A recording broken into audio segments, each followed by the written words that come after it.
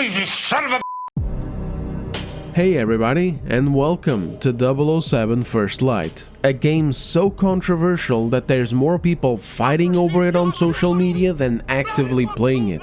So my job with this video, more than in any previous game breakdowns of mine, will be to cover it from top to bottom, showing you what's really wrong with it and what has been exaggerated or made up during its ongoing controversy. Because holy crap, there's a lot of it. We're gonna go through it all, which means that we have a long one ahead of ourselves. So sit back, get comfortable, feel free to check the timestamps for all the chapters of the video you might want to jump through, and ready up that like button for deployment if you find yourselves enjoying the ride. Now let's go.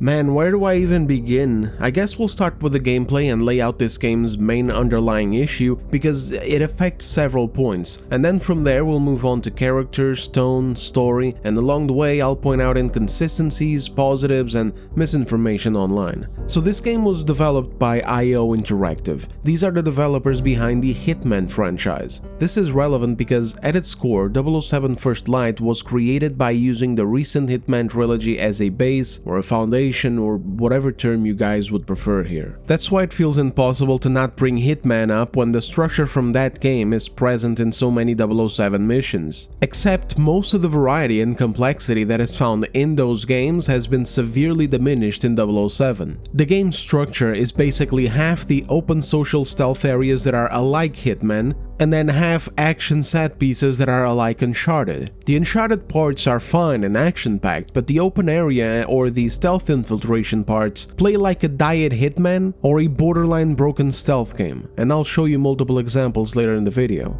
The AI is terrible, guards don't react to you fighting other guards when you're like 6 feet away from them, guards turn away from you instead of looking towards you when you're doing something suspicious. It's like the game is designed to be this way. Again, I'll show all of this in the later chapter, let me just set up the video first. The open areas are that same Hitman experience but dialed way down with far less openness, far smaller levels or sections, and far less variety for getting to your goal. And we're talking significantly less, so significant that in many parts you're just walking around with very little interaction. Oh my goodness, the amount of walking you do in this game puts Death Stranding's walking simulator allegations to shame. But Des, you walk a lot in Hitman games too. Yes, but that's the difference. In Hitman games, you're getting shit done with all your walking and sneaking. In 007, you're really just going from little objective to little objective in a very linear way that the game elusively makes you think is not linear, but it is. And nothing shows this better than replaying the game. That's when the illusion crashes around you. You realize just how many closed doors there are and how little alternatives exist to getting to these objectives, and how much of it is just lacking in interactivity as well. You don't have to replay the game to notice it. You can already notice it when you're like halfway through the game and these sections keep happening and you start noticing this about them. But once you're done and then you go back in and you try to find a different way to do your objective, which is something that happens a lot in Hitman. Hitman players love to replay levels and find different ways to do stuff. You'll realize that there are no different ways to do stuff. You're quite literally just walking and listening or talking. But we'll get there later where I can lay this out in a much more comprehensive manner, hopefully, especially for the people who have not played Hitman. On the other hand though, 007 First Light tries to make up for this by having improved gunplay fit for decent third-person shooting sections, better hand-to-hand combat as well, fit for taking on various enemies at once, and huge cinematic set pieces that would take any Uncharted fans back to the good old days. It also has a much higher focus on the story, albeit sometimes this is the cause of some of the game's overbearing narrowness. It kinda takes me back to some of those older games like The Order 1886 or Rise Son of Rome. These are games that I enjoy now, presently, because I got them for like $12. But back when they released, they were a very big ask for the full price. Nice visuals, brilliant visuals even. Hell, both of those still hold up right now after a decade. Holy shit, look at that fucking lamp. Holy sh...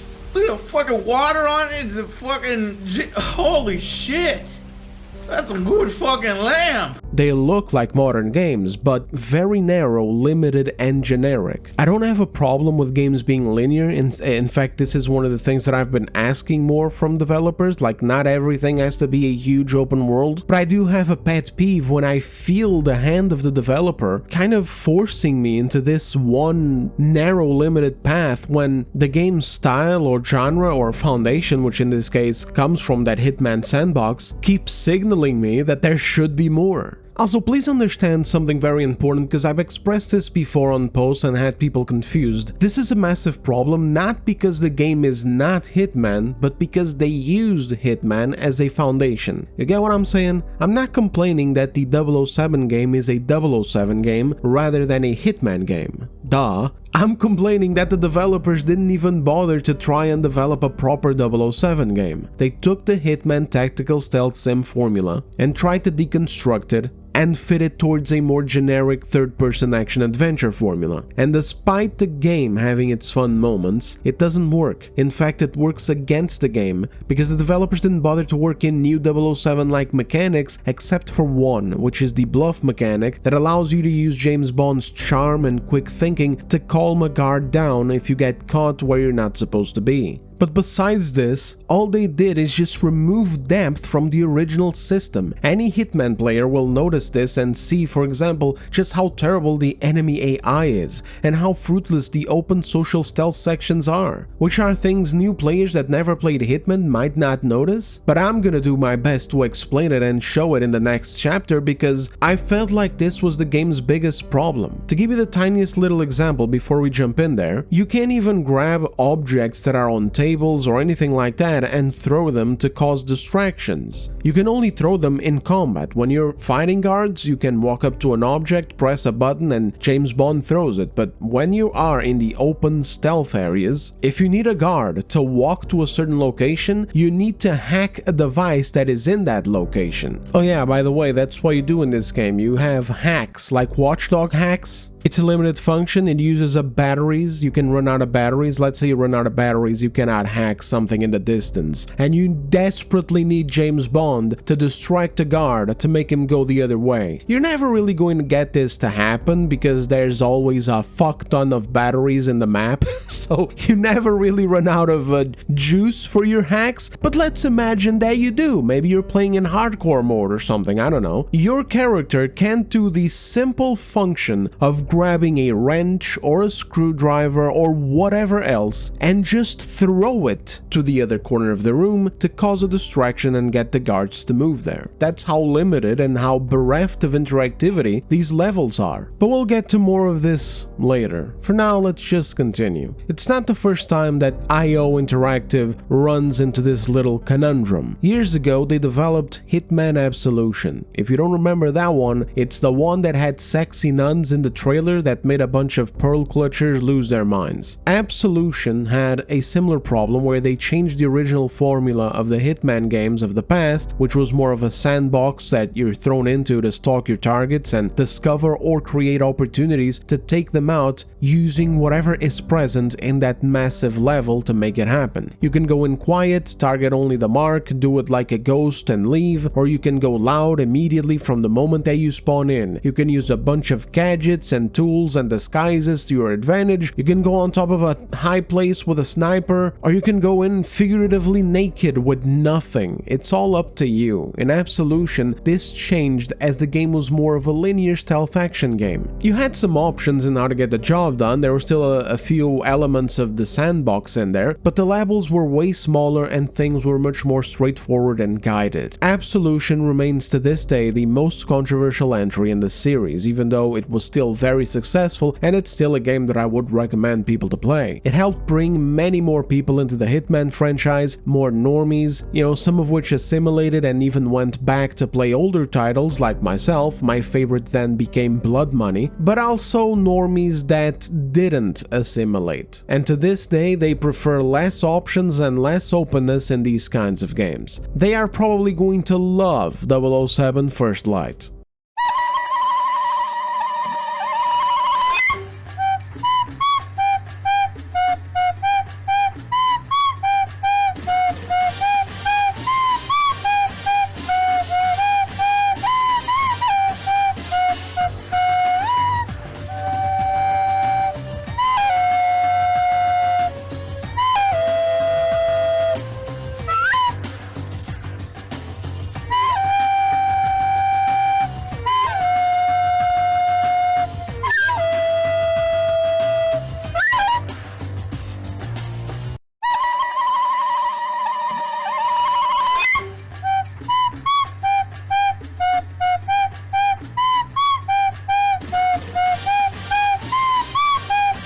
This is a large part of what you experience in the game, and it's undercooked. However, it's also not the utter disaster that some people are painting it to be online. There were videos shared and spread around like wildfire that suggest that the game is a movie game that practically plays itself. In the video, which came from a channel called Michael Does Life, the dude even holds up the controller to show how he's not doing anything and the level is progressing. I don't know if this guy was using any accessibility options to make that happen, but either way, that's not a fair or accurate representation of the whole game. It's just one of those cinematic sequences that are super linear and basically impossible to fail because they're designed for even the dumbest lampposts on the planet to make it. This doesn't bother me exactly in this scenario, but what does bother me is that sadly so much more of this game was designed with the same philosophy of dumbing things down way too much to make it too damn easy and accessible. I'll show you all of this in due time as well. Now I don't know if this is getting a sequel or not. The ending suggests that we will, because there's a bit of a sequel bait moment in there, and during the credits there's a message that shows that Bond will return. Of course, the reality of the games industry these days is a bit iffy. There's a lot of layoffs and shutdowns, so you never know. IO Interactive does have an advantage here because the game belongs to them. There's no publisher for this. They made it and they published it themselves. So if we do get a sequel, I'd love it if IO fixed this problem by inching away from the Hitman Foundation and developing more systems that are unique to what we should be getting in a 007 game without dumbing it down further. They don't need to do this. Their audience should be gamers, not non-gamers.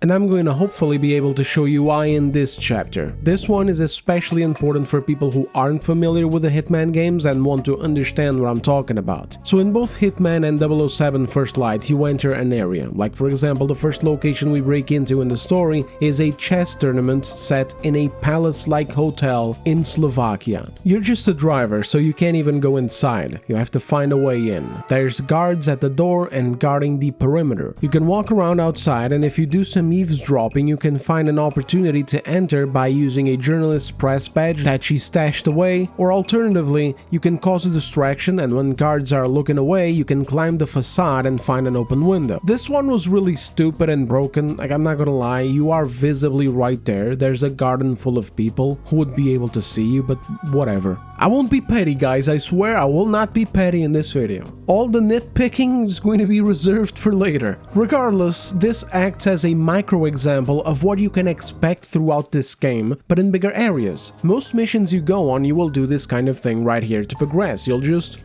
walk around and listen for shit. In the next mission, set in a huge black market in Africa, you do this loop where you eavesdrop to get information on opportunities to get something that you need to circumvent guarded areas. In Africa's case, you need $100,000 and an invitation. I'll develop much more on this later in the story section where we go mission by mission. For now, I'm just trying to get a point across, so next mission. The next one is at a museum for an event. You need to reach the security room. Guess what you'll be doing? Same thing. You're walking around listening for opportunities. Then you are either collecting things that you need to pass through security or finding a way around them to get where you need to go. I don't want to sound pedantic, but next mission after that, at the headquarters of a billionaire tech guy, it's the same thing. Sort of. This one's actually much worse. You just walked around empty office rooms, opening doors with keycards for your boss, who is injured, so unlike you, he can't climb around. On and on it goes until the very final mission.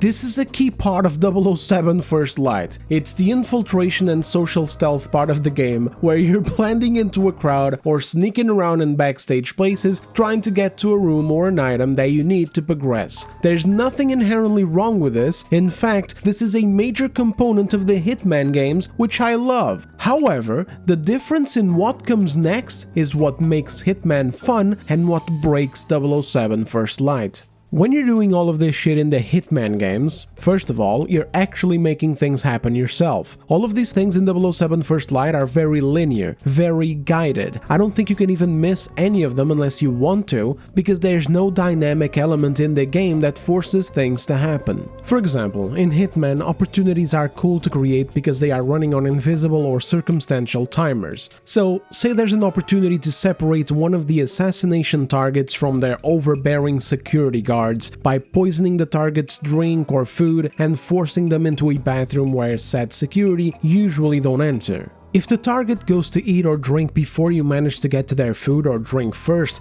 then that opportunity passes and now you have to find another way to isolate them or take them out. Another example is in the first mission of the Hitman game from 2016, which is set in a palace in France, you can drop the stage lights on top of one of the targets when they go up on the stage to give a speech in a modeling show. It's a unique kill that makes it look like an accident, but he only goes up there to do that speech once. So if you're not on the top level of the palace with the tools that you need to break the support when that happens, then tough shit, because you will no longer go up on stage after that. The opportunity is missed, and it's time to move on and figure out some other way to do it or improvise. The levels are dynamic, things are happening constantly. For instance, in that same palace level, one of my favorite opportunities to force is getting Agent 47 to dress as and impersonate a supermodel that looks a lot like him. This nets you a one-on-one private meeting with one of the targets where you can privately and stealthily do what you gotta do. Getting the disguise and forcing that opportunity requires a bit of work too, like you can't just walk up to the guy and whack him. The opportunity for that can also be missed, and so this is like a whole dynamic thing that's going on within the level. Things are missable, and so when you're exploring and gathering information and making things happen, it feels good because it's truly you who are orchestrating the perfect hit. And of course all of it has a final point too, which is the assassinations themselves. That's the climax of your mission and your efforts. It's seeing all the pieces that you set up falling into place. Or in case you improvised, it's taking advantage of the best opportunity you have to take those targets out and then calmly make your way to the exits without being discovered. Or, you know,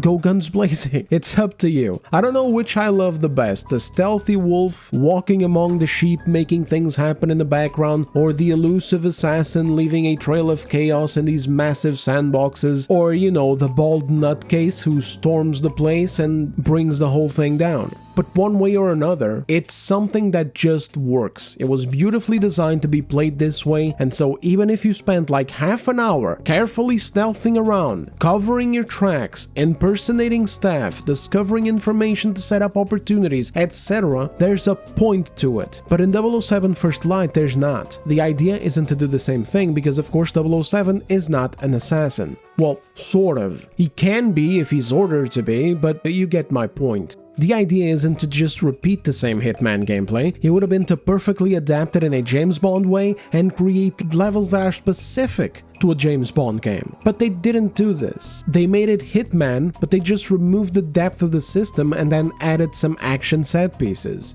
In that first real mission you go on, you enter the palace and you're looking for a suspicious blonde guy. So you do that Hitman-like gameplay part where you're exploring this palace's open areas, mostly just walking around and eavesdropping on conversations or talking to hotel staff. At some point you're clued into going into the laundry room. In order to get in there, you need a code to the door or an alternate way in. So you can go and head off and figure these things out, but they're very contained, very linear. Shit, I'll even show it to you. So I just went into this back area, sneaked around these two maids, I entered this office, the code for the door is on top of the desk, but I wanted to open the safe too and see what's inside. So I walked around reading these bottles and their dates because the code is one of the dates on the bottles. I opened the safe, there was a key inside, and then I didn't even use the code for the door, I just went around and I used the key which leads to the same place. See what I mean? It's very small stuff.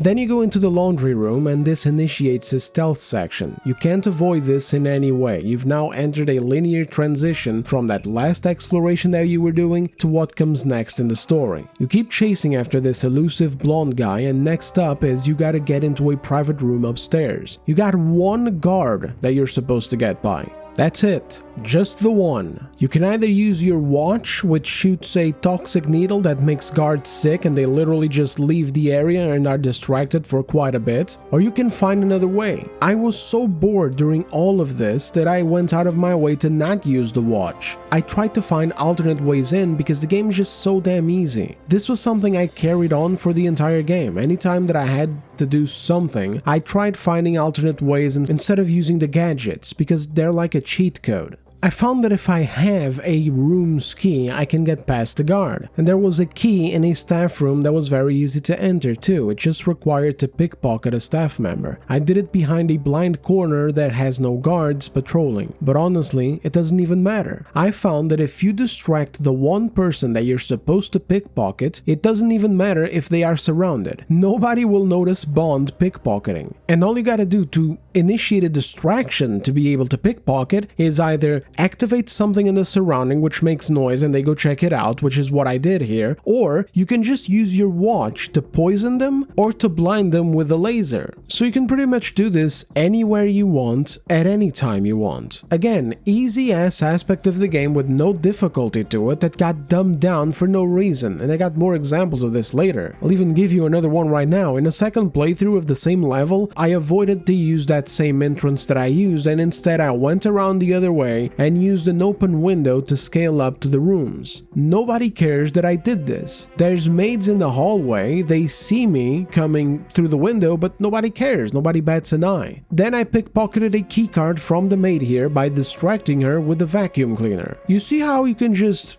do that and press the button to pickpocket? No matter if there's people around, they won't care. Hitman isn't like this. There's actions in the game that are marked with a red sign. Those are illegal actions. You can do them anytime you want, but if you do them while people are watching you, it'll cause a panic. And if you climb somewhere where you're not supposed to be, the staff detects you and causes a panic. All of this shit is just gone in this game. Again, it's too easy, it's too empty, it's too linear, completely watered down, and I don't feel like James Bond. I just feel like everyone around me, every NPC, every guard, every whatever, is just dumb. Dumb as rocks. Dumber than a second coat of paint. But anyway, you go in the room, you look for more clues, and you continue giving chase to the blonde guy. Now you're fully closed off from the palace zone and you're once again in a linear stretch where you gotta sneak around as you keep chasing the blonde man. Then you find out that there's actually two blonde guys, twins, you get a boss fight against them,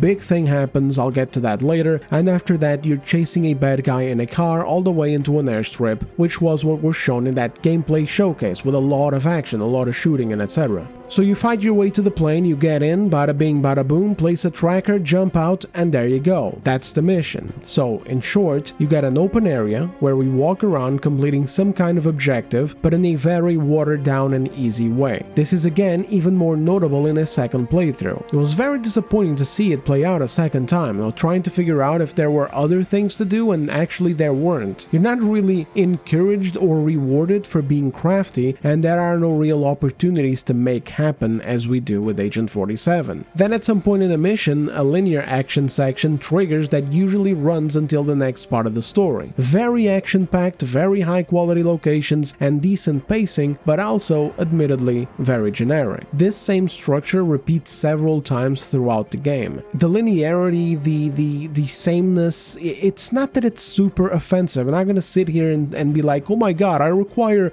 innovation and originality in all my games. But with this other aspect of the game being so weak, it just doesn't justify the price for me. Some would say it plays like a 007 movie, and so for some players I guess this is a good thing. There's a whole bunch of gamers out there who don't mind this, but for me, it isn't. Not for $70. For me, it's a game that is spreading itself too thin between two genres or styles, but doesn't manage to do either of them justice. And that just doesn't scream value to me. I didn't hate my time with this game at all. Hell, this was even a blessing compared to the shit that I cover sometimes. And I was even surprised at how tame it was when it comes to the modern audienceisms, when so many game journalist outlets were cranking out articles over the last few months about how this was going to be a modern audience game and how amazing that is because, oh no, ew, we can't just have 007 in 2026. It's too crude, it's too sexist, and so we need to make changes to make it acceptable. While there are some things here and there that I will be bringing up later in the tone and story sections, such as another lack of maturity, likely born from wanting to make this game rated T for teens, which doesn't make any goddamn sense either. After all, it's James Bond, not Killer Bean. It was still, regardless, a very passable game that mainly focuses on its story and action. I was very surprised to not have like 13 cutscenes introducing pronouns at the MI6 or some shit, but it's still something I can't recommend at its current price, because even if these parts about the characters and the story were perfect,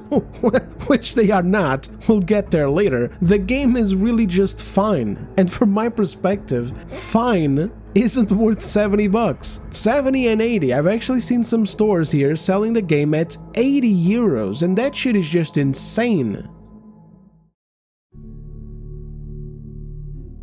In this chapter of the video, I want to expand on why the game feels so watered down from the studio's previous work and what I believe to be the real reason behind it. For this, I'll be giving you guys some examples of what's wrong. In short, the game is too easy, we already established that, but now I'm going to show you just how bad it gets. Because the thing is, it's not just easy like because the combat is easy or whatever, it's not something that you can even change by toggling a difficulty setting. It's just easy in everything you do. It lacks complexity, and sadly the reason for why that is, I suspect, is because since 007 is a major mainstream franchise, the studio wanted to make sure that this game would be as standardized as possible. The truth is, as much as I enjoy playing Hitman, and as much as Hitman is also a very established franchise within gaming, it's not for everybody. Not everyone enjoys being thrown into a sandbox with limited hand-holding and limited information. And even though Hitman is actually very accessible since it allows you to save scum your way through levels and play on easy mode, it's still not for everyone. So in wanting to make sure that 007 First Light appealed and was as accessible to as many people as possible, from children who don't know how to handle a controller all the way to room temperature IQ donkeys who can't solve a basic game puzzle, and boy oh boy do we have a lot of those around, as it was visible earlier this year with the release of Crimson Desert, they ended up making a game that just isn't even satisfying to play, except for the big flashy parts. Are you a kid who doesn't know the buttons on the controller?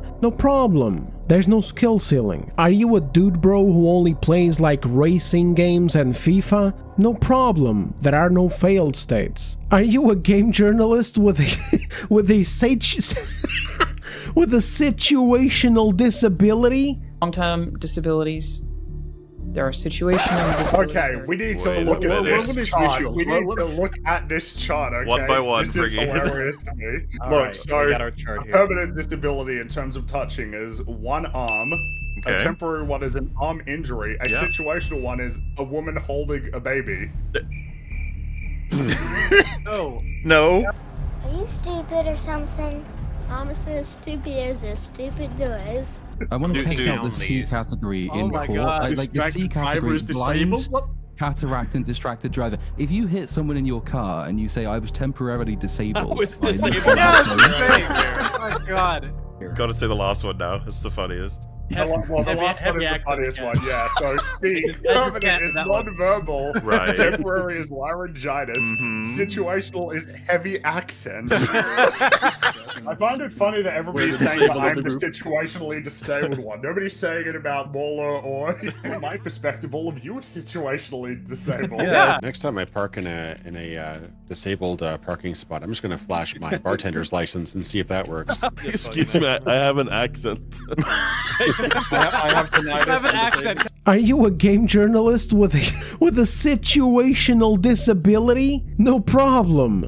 The enemies are brain dead. There's 3 difficulty settings in this game: easy mode, intended mode, and hard mode. My first run I went for it in intended mode because duh, it's intended, and the things I saw were insane. As usual, I don't really know where to start, so let's just start with this. The Red Kill Room. So this is a section about halfway through the game where you're locked in a room packed with enemy soldiers, and I shit you not, all you gotta do to pass it is walk a straight line. You can even screw up. Like, I'm not an MLG pro player by any stretch of the goddamn imagination, fellas. If you've been watching my channel for a while now, you'll know that.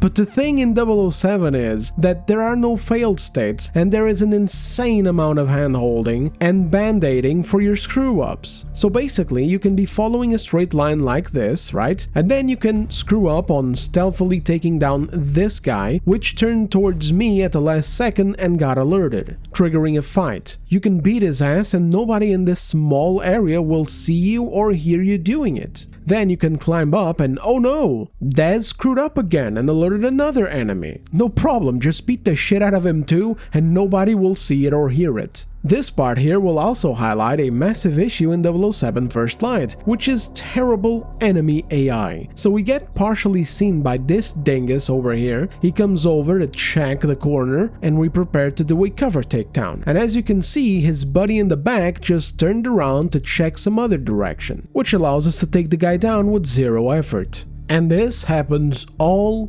the time. In fact, this happens so often that I think it's a deliberate design decision to help players. And you can't turn this off. Like again, you can play on hard mode, it's not going to make the enemy AI less retarded. From here there are no more guards holding this line. The morons at the top aren't even patrolling the platform. So you can just walk right past them and exit the kill room. Whole ass elite soldiers knowing that they're up against a spy and they're not even covering their flanks. Any people who play stealth games will immediately notice how ridiculous this enemy setup is, and how video games should never do this, where you're in a stealth section or playing a stealth video in like an actual one, and all you have to do is just follow a straight line to the goal. Usually in games like these, Hitman included, there's obstacles or enemy positioning forcing you to rethink your strategy or at least be more cautious. And please note that I'm following that rule that I mentioned earlier in the video, which is I'm avoiding to use the watch's abilities, because they're totally overpowered and trivialize these things. Besides watchdogs like hacking to cause distractions and anything electronic, you can also use a laser that blinds enemies for long enough to walk right past them, or you can use a toxin that distracts them and gets them to walk away from their post. There's also other tools like smoke bombs that affect multiple enemies at once, and some more combat gadgets. In other stealth games, sometimes you have powers or special abilities too, but they're limited and use resources. These Q-Watch abilities, the gadgets, they use batteries and chemicals, but they're everywhere in the environment, so refilling them is easy as pie, even in the intended mode. With the bluff ability that I mentioned earlier and the watches abilities, it just makes the game into even more of a joke. I mean, that kill room is a perfect example because every wall in it is a screen. That's why sometimes when I'm using the L1 ability, which allows us to see enemies behind walls by the way, it highlights the wall panels. It's in case you want to hack them and cause even more distractions. Here's another example, this time in a mission set in Africa. So you got these shipwrecks that you have to navigate your way through. There's various paths that you can take, but at one point I climbed up to a catwalk that hangs above the enemy areas, and there's just no guards.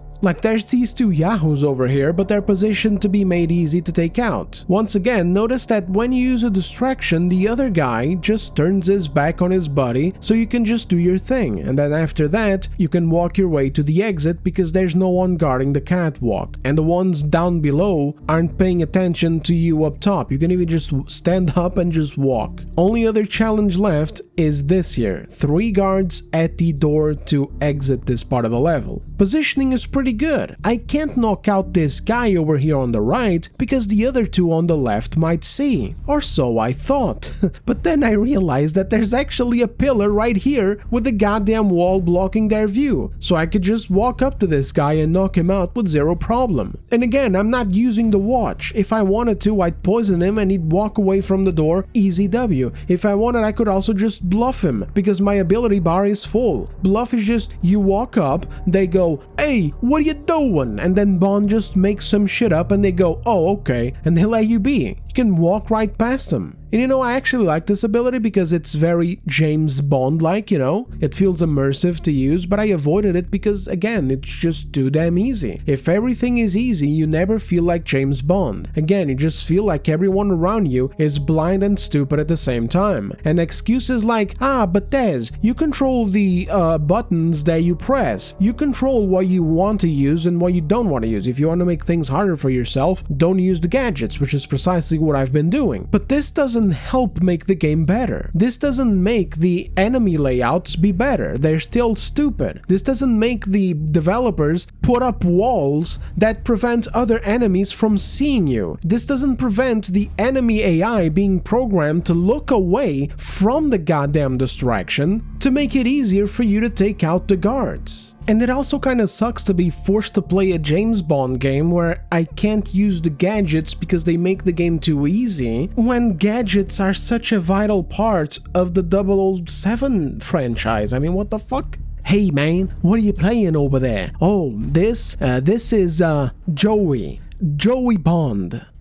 Back to the thing about how dumb the AI is and why I think it's deliberately done that way by the developers is examples like this one that show that they don't even cover each other in extreme situations. See, because in the previous example in Africa, you guys could be like, ah, but Tez, it's just a little device on the fritz. It's normal that the other guard would just turn around and get back to whatever he's doing, thinking that it's inconsequential. But there's gonna be no defense for this next one, okay? So here we go. We just took out this guy right here, and now there's two other guards right there on that hallway. So far so good. I mean, sort of. I'm gonna show you another really bad example next that's gonna cover for how blind and deaf these guys are on purpose too, but for now, for the sake of the argument, let's just say that it's fine because they are far away enough and they're not looking this way, okay? So, guy knocked out, bam, and now there's two guards right there on the next hallway. One of them just noticed the corpse and he called it out.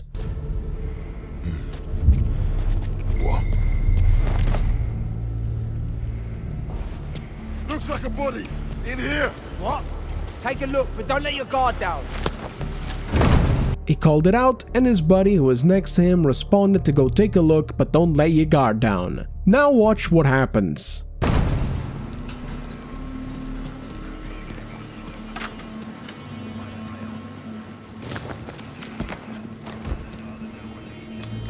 What are you doing down there?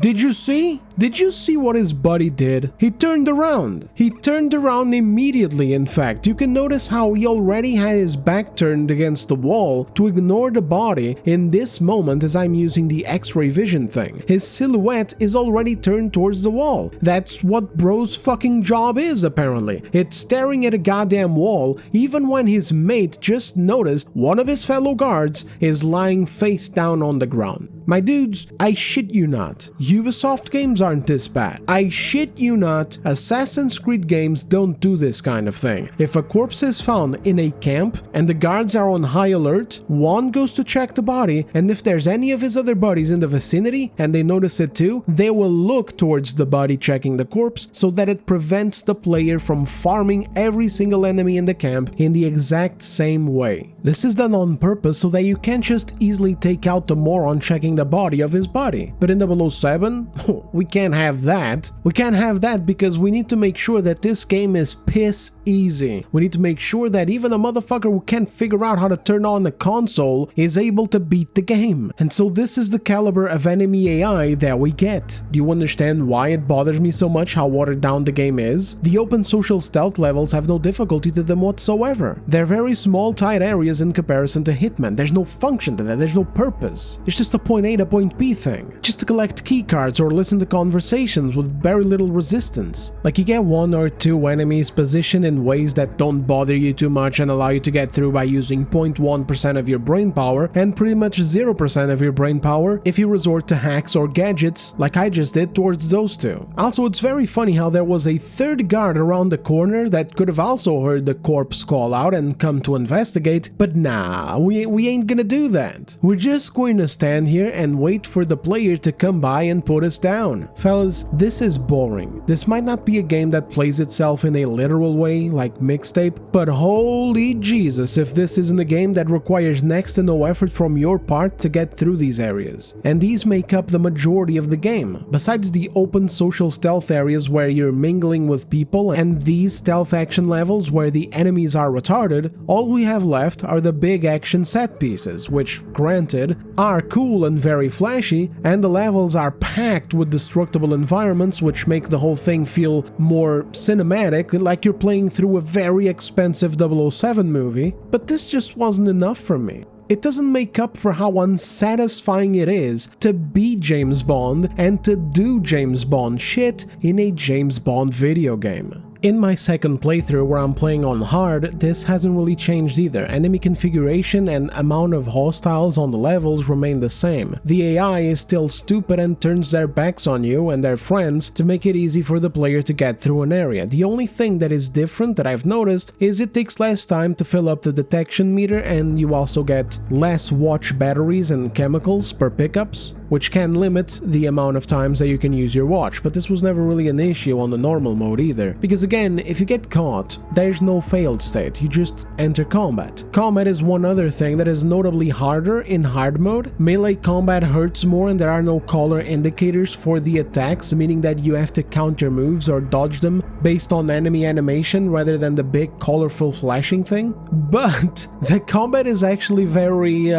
exploitable. It's very easy to exploit. Like, as soon as you get out of the mindset that you're like playing a cinematic scene and you're supposed to engage with the punching and the parrying, and you kind of just start reusing the same bullshit over and over again, it works like gangbusters. Like, you can just spam the grab and throw attack, you can spam like throwing garbage that is on surfaces of the level, and this makes the combat marginally easier. The gun combat is also harder because you got less health, so it's just easier to die faster, but still nothing major. Uncharted games are still harder in comparison, more challenging. But frankly, I'm not even a difficulty guy, you know what I mean? Like, my criticism here isn't that like I'm a super strong and handsome boy. Like, I'm an OG, I'm such a Chad that I require my games to burn the hairs on my balls. That's not what I'm trying to get at here. What I'm trying to get at is satisfaction. 007 First Light is designed to be so easy that the satisfaction of navigating an area stealthily and using my wits to get around challenging guard positionings is completely gone. The only good thing this game has done for me, in this case, is it got me to reinstall a bunch of Hitman games, which I'm now replaying and having fun in.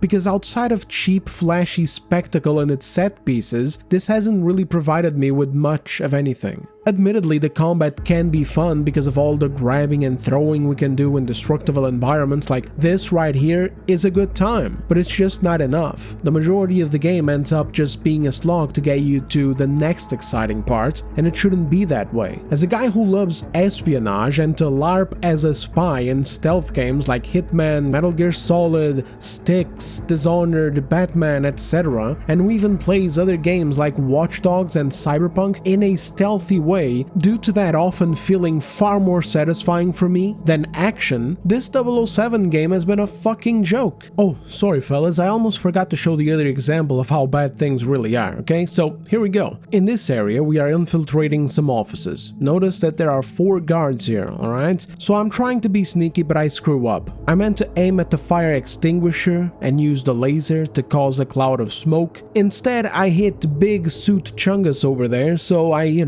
just kind of went, well, screw it, and I entered combat because, again, there's no failed state. So here I am, just beating their asses, tossing them around, kneeing them in the face, and bashing them against the wall. Also, please note that last guard had his taser out, and he fired 1 round across the room because he missed me. Then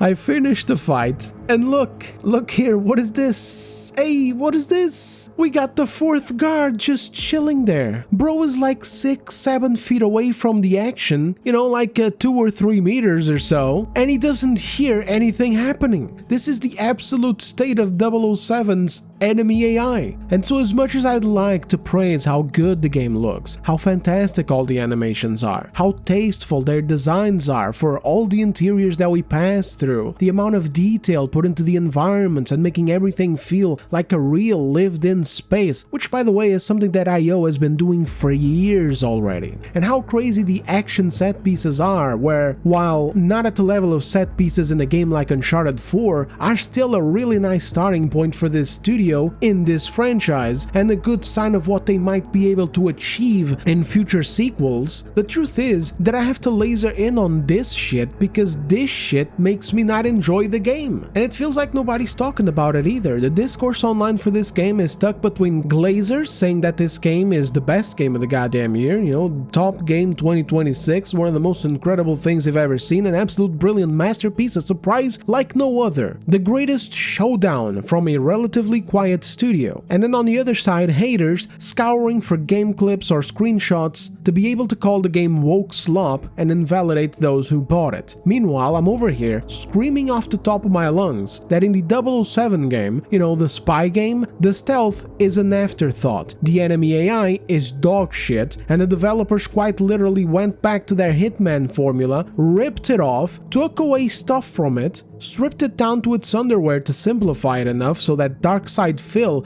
could beat it, and then bother to replace those removed elements with anything Bond-like. This is why the game is so easy. It's why in instances like that red kill room clip, you can get caught and enter combat and carry on as if nothing happened, because the enemies are programmed not to hear any sounds that are right next to them. This is a constant thing, even in late game sections like this server room situation here, where we gotta go around raising server blocks and activating them in a room filled with engineers and guards. The tension is just totally gone, brother. Gone. There's no tension in any of these levels whatsoever. Get spotted? No problem, bluff your way out. Ran out of bluff tokens? No problem. Get spotted again, enter a fight in the middle of a crowd, smack your enemies' heads against the wall, put them through glass tables, it doesn't matter. Joey No-Ears over there in the room across from you is not going to hear you. Hell, doesn't even need to be in the room across from you, it can just be in the hallway across from you. If some other schmuck finds a body, no problem either. There's no alert mode that guards enter into, they just go, oh, what's that? You found a corpse? Well, it is what it is. Anyway, back to staring at this fucking wall over here. Then I go and read things saying that this is the best 007 game ever made. And it's like, really? Are other 007 games really that bad that this is the pinnacle? Or is it just because it looks pretty? Or is it more because of the big, flashy, high-octane action set pieces?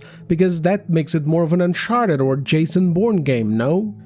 Either way, the discourse around this game has been incredibly annoying. Too much yapping about pointless shit, like the example that I showed you guys earlier from Michael Does Live. And it's not even his fault, like I've seen his channel before, I think it's more of a character that he plays, like he's not genuinely reviewing games, but people took that clip and just ran with it, making an assessment of the entire game. There's also a lot of pointless discourse about whether or not the chicks in the game are hot enough. Like it's not even talking about situations where a studio will take an actress and botch the 3D character model, like we're not even talking about that, it's just, is the character hot enough or not? This causes an issue where people start sounding the horns of saying that, oh my goodness, this game is being targeted by mass hate campaigns. And so it even prevents further criticism of smaller points. I have a few nitpicks and pet peeves that add up and matter, but I feel stupid even wanting to bring them up because of the outlook. But hey, since this is my video, I'm going to do whatever I want and I'm going to point out as many nitpicks and pet peeves as I've got. So here we go. I think it's stupid that the game doesn't have failed states. I think it's borderline brain dead that in the very last missions where we are very deep into enemy territory, I can fail the unwritten rule of remaining stealthy in every single encounter, and the game doesn't give me a game over and force me to do it properly. Ah, but Dez, you complain that the game is too restrictive, so you're asking for more restrictions? No, I'm asking for cohesion. I think it's stupid that the super spy keeps getting caught, wiping out an entire room of elite moron guards, only to enter the next room and be back in stealth as if nothing happened and the high security alert didn't go out. Like, trust me guys, I know that there's value in games that give us openness. Hitman itself is big on this. You open the level and there's various opportunities to get the job done. If those opportunities pass or you fail them, it's over, they are locked out. And if you get caught by buy cards and enter combat, it is what it is. You gotta get yourself out of the situation, there's no game over screen, there's just a state in the game that affects the level, and then you gotta deal with it. I love this in immersive sim games too, like Prey and Dishonored. You have various ways to achieve your goals. Usually you don't get a mission failed screen unless the mission truly fails. So I understand the value in not locking players with a mission failed state, and instead letting people work their shit out, but this doesn't feel that way. This just feels like the game being, oh, you failed at being stealthy in an instance where stealth is of the utmost importance, where the characters even mention it themselves? Well, don't worry, little buddy. Please don't quit playing. Please continue. You got this, little buddy. You don't have to achieve anything. You don't have to do things correctly. Look. We'll even make the retards dumber and make them turn around whenever there's a high alert state. It's just lazy, it's boring, and it's condescending to the entire crowd of gamers who actually want some video game with their video games, okay? Like, I'm all in for movie-like scenes, I'm all in for bombastic linear cinematic set pieces that connect two stages, but please, for the love of God, give me some challenging gameplay to bite into as well. Especially coming from this studio. We know they got the sauce to make it happen, we know that they are skilled in creating complex levels and giving people a real spy/secret agent style fantasy. They've been doing it with Hitman for years. So it's just a shame to see it go to waste here.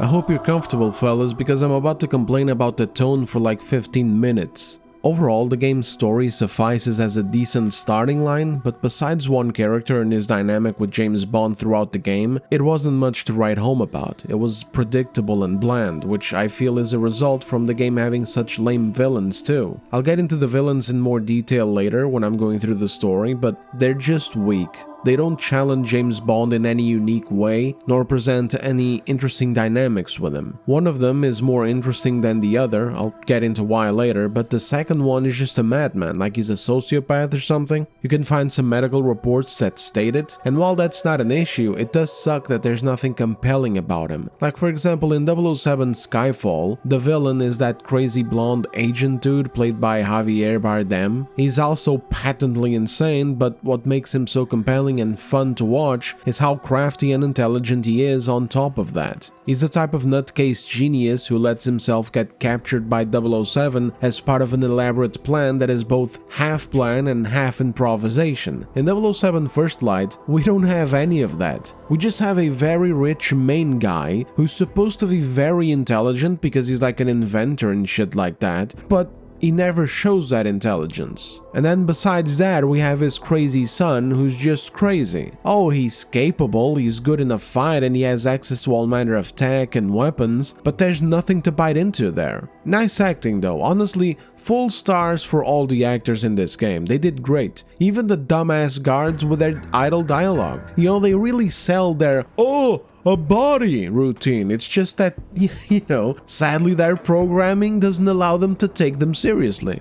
With the villain being uninteresting, this immediately crippled everything else, especially when their evil plans were also easy to kinda notice the cracks in as soon as you thought a little bit about them. But my biggest issue ended up being the tone, and also Bond itself a bit. You know, the character of James Bond is difficult to complain about because I already know what's going to happen if I do. People will just excuse it as it being an origin story, and so we cannot expect James Bond to be the same suave, ruthless, cold, calculated Chad that he is. We basically cannot expect Bond to be Bond, because it's just a young version starting out. This is why I increasingly hate the idea of origin stories. I used to love them when I was younger, but now it feels like they're just an excuse for new, unskilled writers to come in and mischaracterize our legacy characters with a justification, and this idea in the air that, oh, if and when the sequel happens in like 4 more years if you're lucky, maybe James Bond will finally be James Bond. But it's just, it doesn't work. There's no universe where this Bond right now will grow to become of Pierce Brosnan's Bond. Besides, there's not much growing there either. I mean, he's not 18, he's not a kid, he's a grown-ass man already. I don't expect him to change much, I just hope that the developers lean into those movies when thinking of plot and mission design to take us through, instead of whatever we have here. As it is, this version of James Bond isn't terrible, but it feels like he's split between two types of characters. The James Bond personality and antics, and then this side split where he's too upbeat and often cracking too many jokes. It's not that the jokes are terrible, I mean the game's writing does have some modernisms that suck, and I'll explain what I mean in a second, but the cringe is dialed to a minimum. The jokes they use for Bond are nice, short, intelligent quips that feel consistent with what we get in movies. But sadly, the thing is, it's just so many jokes that it feels like these writers were trying to make him a British Nathan Drake rather than a James Bond. Your mileage is probably going to vary here too, because it depends on how you feel about 007 movies. For example, if you're on the field who sees Daniel Craig's Bond as a deviation from more accurate depictions of the character, such as Pierce Brosnan or Sean Connery, then what we have here with this game is a continuation of that deviation. Please understand that this game's James Bond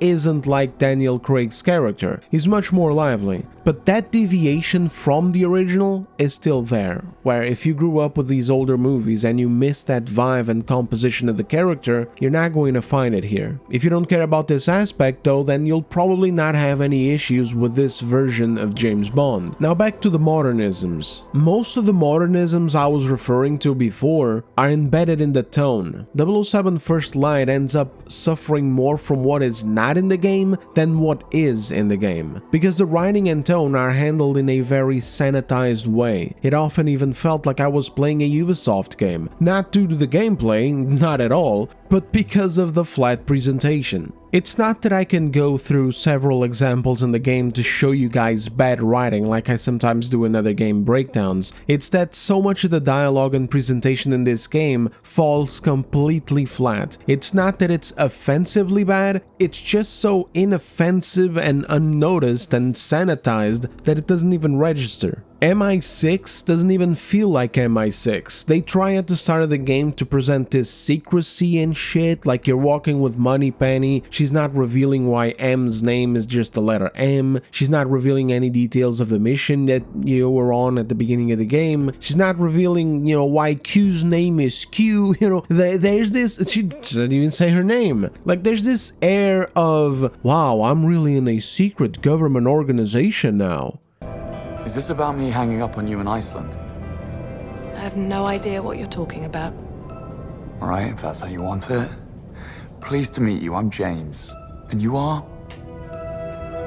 Infuriatingly secretive. Moneypenny, can I grab you for a second? I'll be right down. So, your name is Moneypenny. Does that come with a first name too? Now let's not get carried away, James. Or at least tell me who I'm meeting. You're here to see M. M. Right. You're really enjoying this, aren't you? And you're not? Not particularly, no.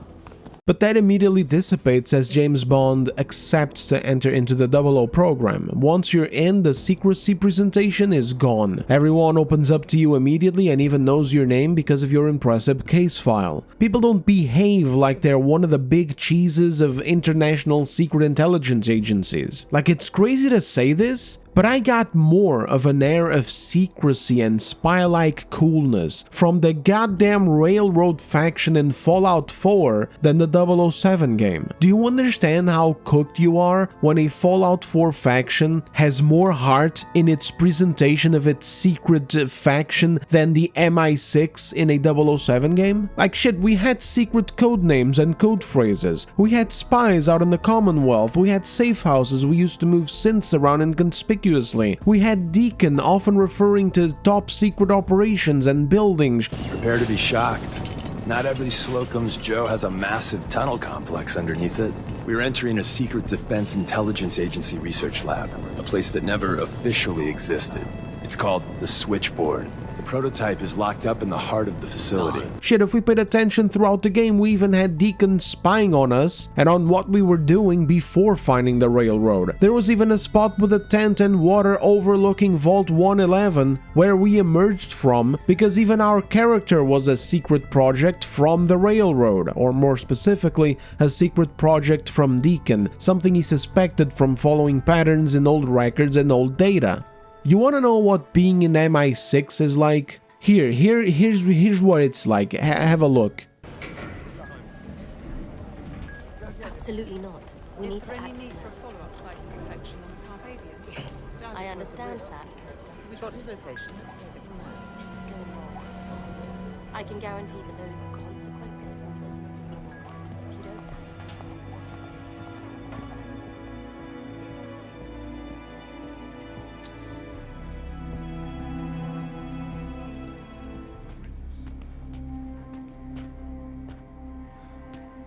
Hey, didn't expect to see you back in here already. Surprise. Listen, about Slovakia, the team, I'm really sorry. Thanks. Good people. Yeah.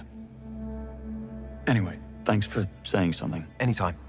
If there's anything you need, well, don't be afraid to ask. Anything yet? Nothing. I ran the numbers for you, and it's not looking good. Does the attachment have the projection parameters listed? That's about 22 pages. God, no. Just link the result to the archives.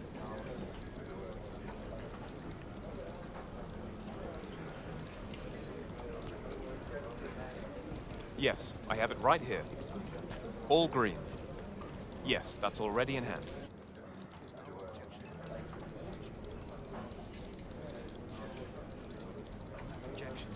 What's your take on the full Slovakia report?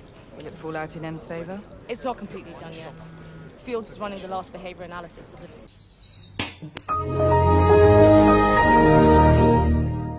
It's like nobody even gives a shit. It's like this big crowded place full of NPCs just walking around normally, speaking normally, as if it was any other kind of office. Like, you might argue this is realistic, maybe, like, Daz, what are you, stupid? This whole super spy BS is just fake baby fiction stuff. Realistically, it wouldn't be like that, it's like this. Well, shit, I'd rather have baby fiction stuff than walking into MI6 and having it look like an accounting office on a Tuesday afternoon. There is an insane lack of aura in this game, and it's one more of those cases where if you're familiar with the studio's previous work, like if you played their older games, you'll get hit in the face with the contrast, because IO Interactive has always had style and personality, but for 007 First Light, they replaced that with visual fidelity and realism. Presentation in their previous games had so much more gusto. And sadly, this is reflected in other things too, such as the way that characters look. Let me show you our group of spy recruits. These are James Bond's fellow friends and initiates into the 00 program.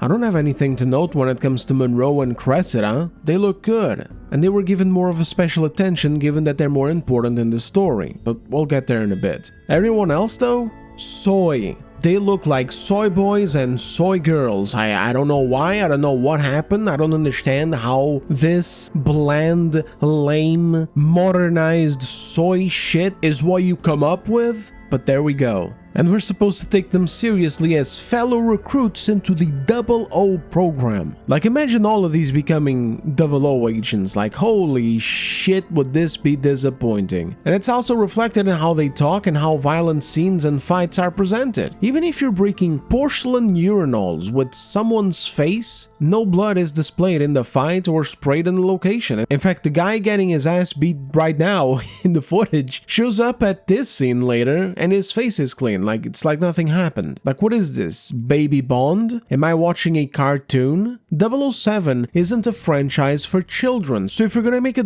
007 game, make a 007 game. I'll develop more on this in the story chapter, which is about time to get into, so let's go.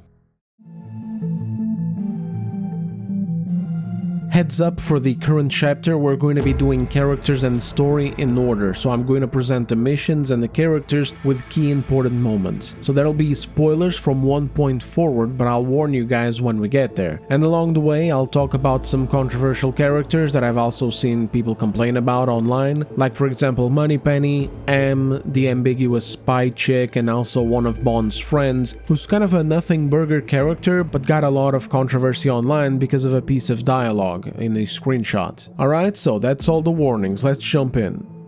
Our story begins in Iceland. We're part of a retrieval crew to secure a crash site where a valuable piece of technology fell from the sky. Don't worry though, sadly it's not aliens, it's just a satellite or something. Before we even touch down, hostiles attack our helicopters and James Bond is the sole survivor. He makes his way inland and then this acts as the intro tutorial mission where you learn how to walk, how to crouch, how to climb, etc. While there, the MI6 takes over communications to guide James into listening carefully and doing what they say. They're concerned about the satellite thing, which is called the asset from here on out. They want more information on the mercenary group that just shot down the retrieval crew and took over the site. So you walk around collecting information and you feed it to MI6 via the radio. You discover that they are a ruthless multinational outfit that took the asset and set up a deal to sell it. At this point, MI6 is satisfied and orders James to get out of sight and safely wait for extraction. James denies it though because he sees hostages in the camp. The MI6 insists that he stands down because he has less than 1% chance of survival if he tries to save the hostages and escape. Have a little rest and then get to somewhere safe. You've done great. We'll have an extraction team pick you up in about an hour. They still have that thing you're after and they're about to leave. Yes, and we'll let them. Thanks to you, we've been able to deduce exactly who the buyer is, where they'll be meeting and at what time. We'll intercept in a controlled environment with no risk to the asset. You just get out of the camp, sit tight. I think some of the others are still alive, but the hostiles plan to blow up the place. You need to get out of the blast zone. Oh, I need to save those people. That is not your call. Stand down. That's an order. Listen carefully. You have less than 1% chance of success. Now stand down. I'll take those odds. Bond.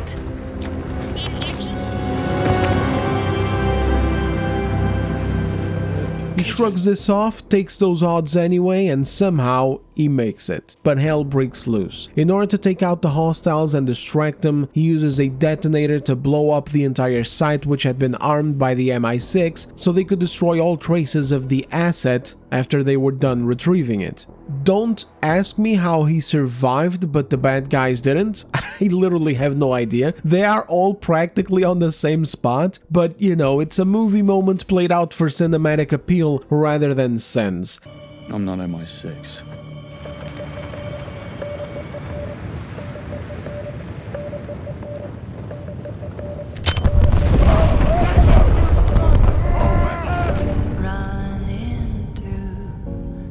There's gonna be more of this later, sadly. If you're a stickler for grounded storytelling, this game might not be for you. After this, a couple of months pass. James recovers from his wounds and is called to the MI6 to discuss what happened in Iceland. He thinks he's there to be reprimanded, potentially even punished for blowing up the entire site, but instead, because of the skills that he showed in beating the less than 1% odds, he's invited by M to join in the MI6 as they are kicking off the 00 program to become a spy. The program had been shut down for about a decade now. So, Iceland. Air crewman in training, accidentally stumbling upon an MI6 operation of the utmost importance. Initially willing to assist, but then you hang up on us. Go against direct orders, and ultimately blow up the invaluable asset we were there to retrieve. I wasn't aware I was under MI6 command, and I just chose not to take your advice. Mom, I know where this is going. You can spare me the velvet gloves. Do you mind telling me why I'm here?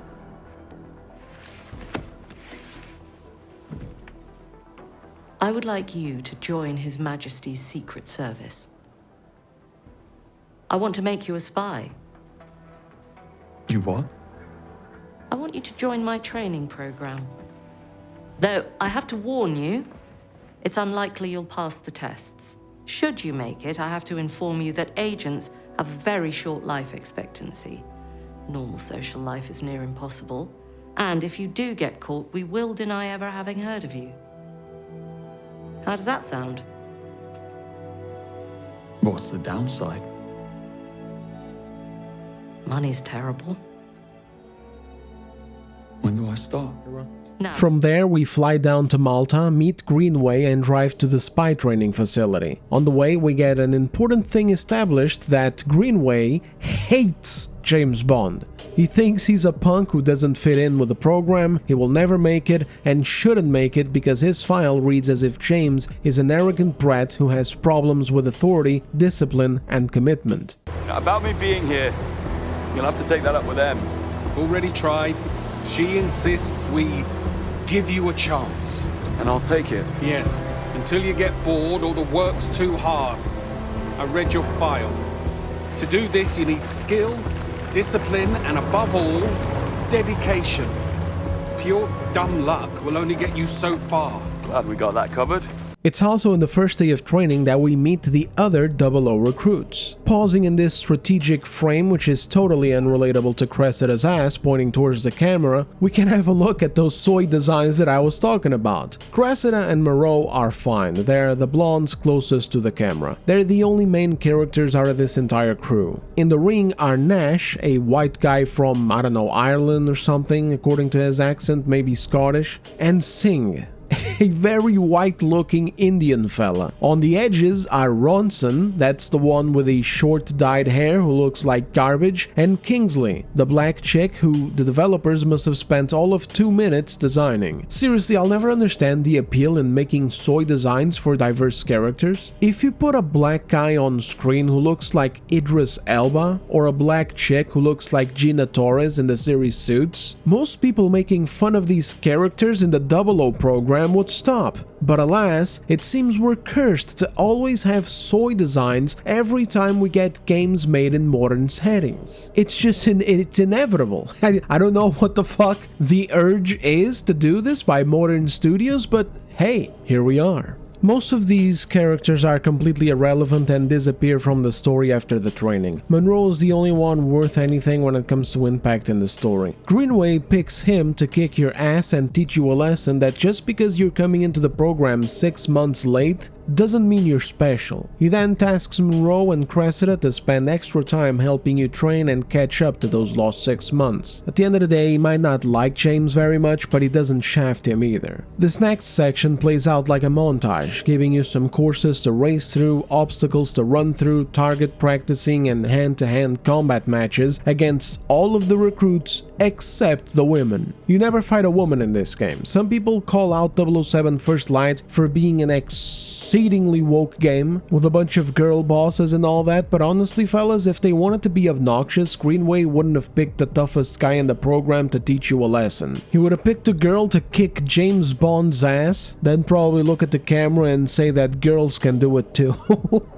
Speaking of the toughest guy in the program, you finish this section of beginner's training with a huge combat set piece against Moreau, where you break a bunch of doors, fall through the goddamn windows, make an absolute mess in the canteen, and pretty much bring down an entire fucking construction scaffolding to the ground. This ends up making Monroe grow closer to you because in his eyes, you proved yourself to be deserving of being in training rather than being a nepo baby coming in 6 months late with a crappy file. It also clears you for advanced training, but it makes Greenway even more pissed at you. By the way, listen to this gem from Monroe. Just can't help yourself, can you? I, for one, won't be sorry when you're gone. Sir, this is on me. I decided to take the sparring outside of the ring. Things might have gotten slightly out of hand. Slightly out of hand.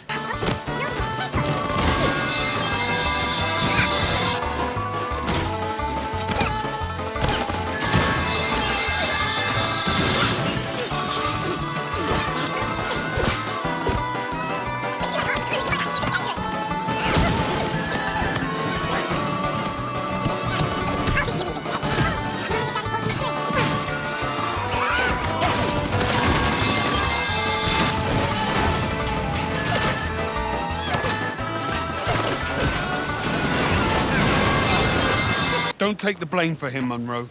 Honestly, sir, he's cleared his close combat requirements. I just really wanted to test him. See what he's got.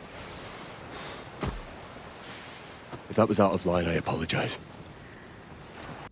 It's like, yeah, boss, yeah, you know, I know we just broke like 6 windows, smashed through 10 doors, made a mess in the canteen, caused thousands of dollars worth of damages to the facade of the building, but hey, if that was out of line, I apologize. I mean, hey, how's I supposed to know? Anyway, time moves forward, basic training is done, and it's time for an evaluation. Back at MI6, M reads him the Greenway report, which recommends us to be cut from the program. Bond is immature and reckless, guided by his gut feelings and mistaken ideas of loyalty. He's a bad influence on the other recruits who inexplicably fall victim to his charm. Greenway recommends that I cut you from the program. Fuck you! Clearly this proves that Greenway is a racist. However, M decides to keep us in it anyway, and in order to explain why, we go through some exposition that I'd rather show you guys. You'll see, but first let me give you some context. I've been heading MI6 for 14 months now. Tell me, how many terror attacks have we had on British soil in that period? As far as I know, none. Dead agents, blown covers? I wouldn't know, Mom. Also none. How about the number of prevented or secretly resolved conflicts? Countless. Never before have we had a success rate like now. Never before the precision, safety, intel quality and conflict resolution to such high standards. Unprecedented and unrivaled by anyone else in the intelligence community. This is the reason for our success. Meet Thea, the world's first and only second-generation quantum computer. I thought those things were theoretical at best. That's what we want you to think. Thea synthesizes millions of data streams instantaneously to make statistical deductions on matters of national security. The system's all but wiped the floor with GCHQ. Since its activation, we've saved more lives, thwarted more attacks, lost fewer people.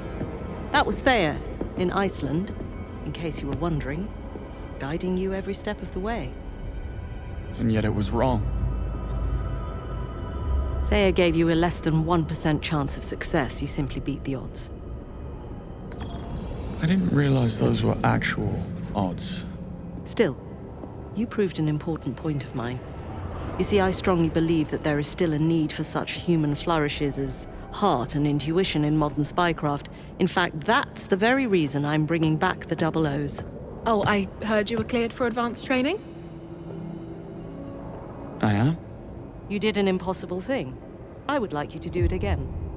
So, very important details were shared in this interaction. M has been ahead of the MI6 for 14 months, and for 14 months they have had an amazing streak of success where they've always been 2 steps ahead of any attacks or major global problems. This success is owed to a quantum super mega computer MacGuffin. It's a MacGuffin, okay guys? It's a super advanced quantum computer that calculates gazillions of things at the same time and both predicts and deduces events, crimes, national threats, etc. based on raw data. But there's a bit of an annoying thing here. It implies as if Thea has only been in use for about 14 months, because M says that for 14 months everything's been safe. But that's not exactly the case. M's just being kinda political with her framing. You know, kinda like, hey, vote for me to continue as head of the MI6 because I've had the safest streak ever as M. But really, Thea was already doing its thing before she came along. Thea has been in active service for about 12 years or so, and M just doubled down on using Thea, giving even more focus to the machine because she believes it's the future of keeping the country safe. But yeah, things haven't just been going great for only 14 months, they've been going great for longer. So with all that said and done, James Bond is cleared for advanced training, overruling Greenway's recommendation. From here we go to Q-Lab. Guessing this is more than a lamp. Correct. It's also a stun grenade. Click twice in quick succession, and it produces a blinding flash. Why can't I see anything?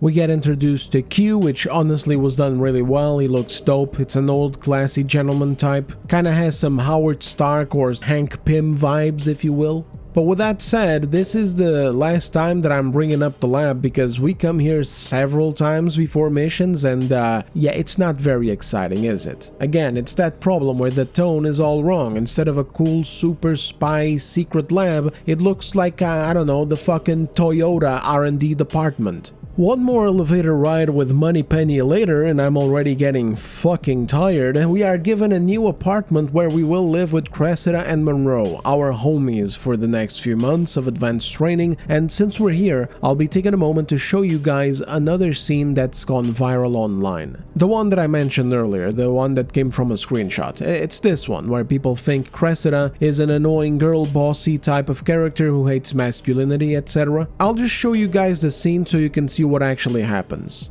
Now you're here, you can help us settle something. I'll just get Monroe. Hey, Monroe? Mind coming to the kitchen? Coming. Bond, you'll be the judge. What do you say? This grotesque pastiche of hypermasculine tropes, or this piece masterfully commanding negative space with a quiet intensity? In other words, the cool picture or the boring one? So basically you got three roommates who give each other shit, having a spat in the kitchen over whose painting goes on the wall. Cressida thinks it should be hers because hers is abstract and gay and whatever, and Monroe thinks it should be his because it's an epic poster of the movie that got him laid. I'll be real fellas, I didn't see this as a problem because these are characters in character. Cressida talks shit about Monroe's poster in a usual posh obnoxious way. I can't even understand half of the goddamn words she says when she's describing her painting. If it wasn't for the fucking subtitles, I'd be lost. And Monroe makes fun of her boring abstract painting. In other words, literally every interaction between young men and women who are friends ever. And there's more of this too in reverse. Monroe takes the piss out of Cressida often. Here he is calling her a backseat driver. Take a left up ahead, James. Backseat driver. What's that, darling? Just a frog in my throat. Here is Bond calling her a Nepo baby.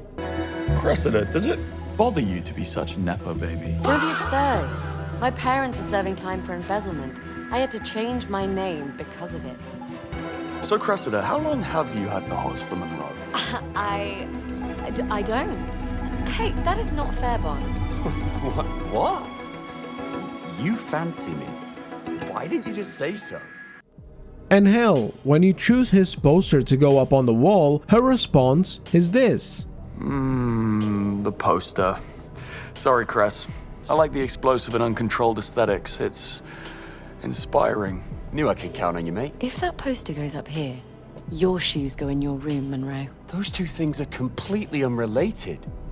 Now I don't want to sound like a level 10 misogynist here, but I mean I am Portuguese and every Portuguese person is born with at least a 7 in our default character stats. And so I found that line from Monroe to be very funny because it's that popular meme where women will bring up all manner of weird, unrelated or old shit to try and win an argument. So in other words, fellas, this just felt natural to me. These characters don't even hate each other. Cressida likes Monroe and Monroe likes Cressida. It's like, it's not even delivered maliciously and context matters. But some people online are taking it and running with this as an insane example of unforgivable girl boss wokeness.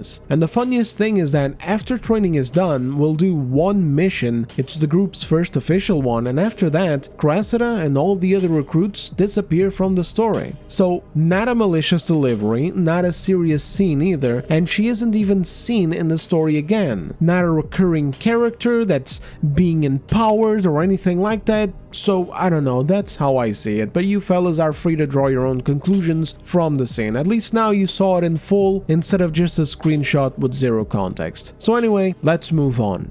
What happens next in the story is advanced training back in Malta, which consists of more quick, flashy training montage types of things and cutscenes. This time including some new activities like polygraph testing and banging the girl from the MI6 reception. God damn, James must have been down bad. I mean, seriously, you're going to bang the receptionist at the place you work at, brother? Meanwhile, our boy Monroe is trying to bang Cressida, which means he's even more down bad.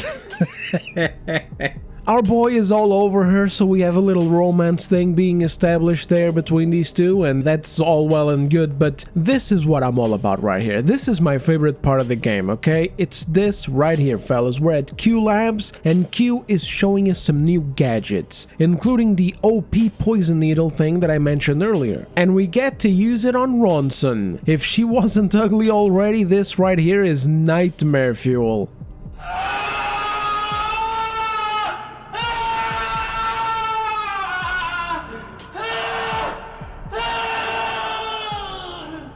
You know, James and Monroe might be down bad, but whoever this chick is dating is so down bad he might be from Australia, boys.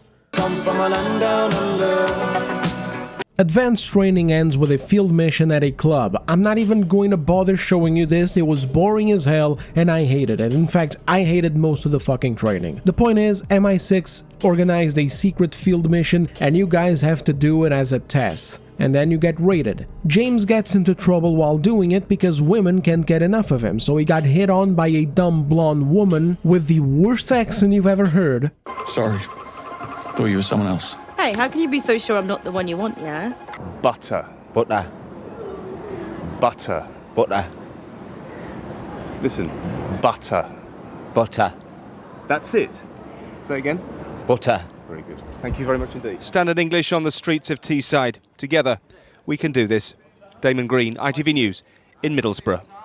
And with a very jealous boyfriend, which made the whole thing end up in a bar fight. As a result, James and Monroe ended up being very late to end the field test. Once again, by the way, points to the homie Monroe for being a true brother to James every goddamn time. Even helping him out in a fight that wasn't his own while everyone else just scurried outside. Again, these characters, dog shit. If any of you buy this game and you pick Cressida's painting over Monroe's poster, I swear to God, I'm going to ban you from this channel and any future Decembro channels. It is what it is. I don't care if you're trying to get into her pants, I don't care. In this house, we support the homie Monroe. Now, because we were late, Greenway was pissed.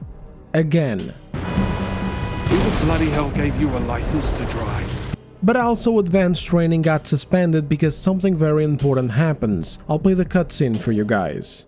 I'm suspending training, effective immediately. A situation's arisen, a matter of considerable delicacy. The former 009, real name Reese Beckett. A rogue operative guilty of high treason, he has somehow managed to stay hidden for over a decade. Now he's coming in from the cold. 009 claims to hold evidence of a conspiracy against the state, and he intends to hand it in return for a full pardon on one condition. He will only talk to John Greenway. Oh, I guess there really is someone for everyone. And where do we come in, Mum? Last time I checked, cutting deals with traitors was not in our playbook. 009 is a master infiltrator. As resourceful as he is paranoid, thinking 2 steps ahead is this man's idea of lazy. To catch him, we're gonna need eyes everywhere. Consider this a field exam. Get your equipment and cover.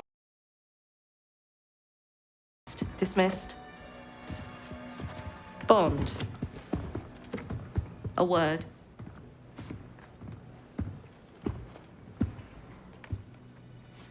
Greenway wasn't happy with your performance last night, and he's reluctant to bring you along, just a heads up. Right. Any advice? Doing what you're told might be a good start. Look at Ronson. Look at his hoe. Why did they make someone so ugly, dude? Like, seriously, what is this? She looks like she's both 70 and 26 at the same time.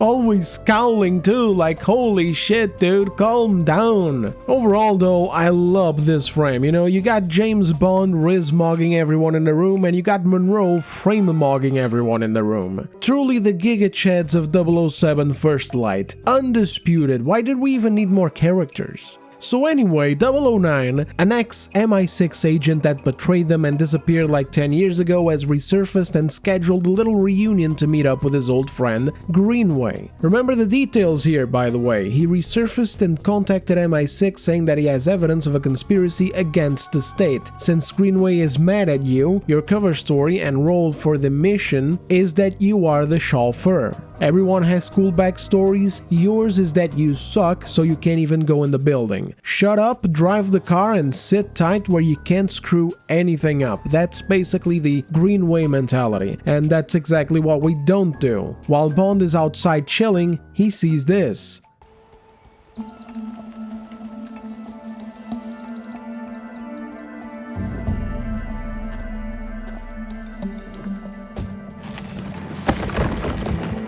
Not exactly the 5-star treatment.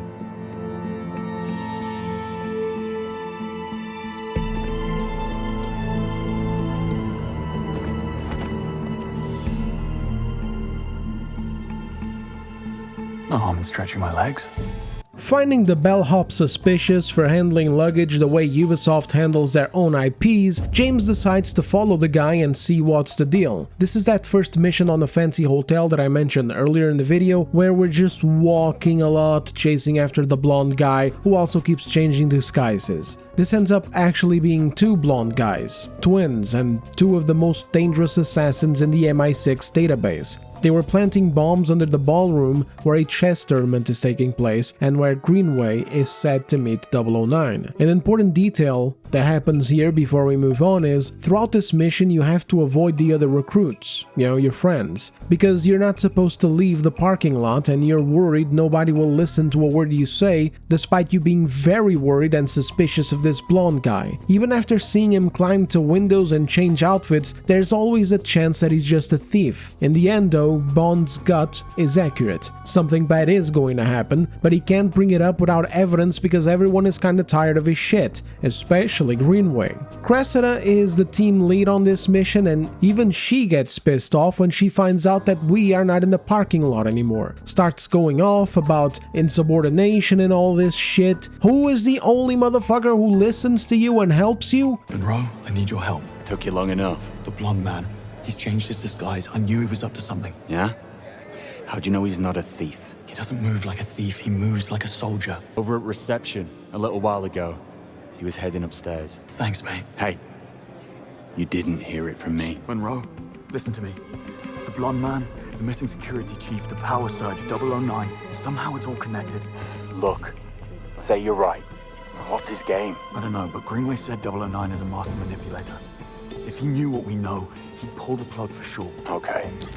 I'll look into it. Where are you now? Back in the blonde man's trail. He won't slip away this time. Bond, your hunch was right. I found your missing security chief stuffed inside a laundry cart in the basement. I knew it. Monroe, the blonde man smuggled something in on a truck while the security scanners were down. Something heavy. Oh, this is bad. I'll inform Cressida. Don't let this guy out of your sight. James, whatever you think you're doing, stop. You're in over your head. Yeah, tell me about it. This is insubordination. Get back to your... Monroe, status. Wine cellar. I have eyes on the suspect. He's unpacking something. Cressida? I tried. She wouldn't listen. Engage. Break cover if you need to. I don't know about this. Damn it, Monroe, there's no time to wait for permission. We need to act now. This is the last time I'm saving your ass. Monroe. Again, man, Monroe the GOAT to Monroe the bro. It's a goddamn shame he ends up dying in this mission. He dies helping Bond and tracking the blonde asshole. He gets ambushed by the twins and loses the fight. This is a big moment in the story for obvious reasons. While Bond doesn't make a whole song and dance about it being his fault, he knows that he's the one who sent him to his doom by asking him to chase the prick down. Besides, they had grown to be actual friends who help one another, that kind of dynamic from rivals at the start to buddies. Long story short here, Bond defuses one of the bombs, but there's a secondary device that goes off, leveling the place. Huge fire goes up, more recruits end up dying, though I don't even know which ones died and which ones didn't. They specify it later, but I forgot because I don't care, okay? I don't give a shit. None of these other recruits were relevant or cool in any way, and Cressida, our posh girl, ends up with her legs crushed. We give chase to 009 as he was now running away from the scene, and that's when that whole airplane action sequence happens that we saw in trailers and a whole gameplay showcase before. Once unable to ground the plane, we take off with it. We drop our Q watch to track its location and we jump out. After this, there's a funeral scene for Monroe and the other agents. Cressida shows up on a wheelchair, and that's pretty much it for her when it comes to her presence in the story. More notably though, we meet this guy, Sir Nicholas Webb, the tech genius and gazillionaire who created Thea, the MacGuffin. He likes Bond and is impressed that he managed to prove Thea wrong. But how could this be? How could such a powerful machine ever be wrong, huh?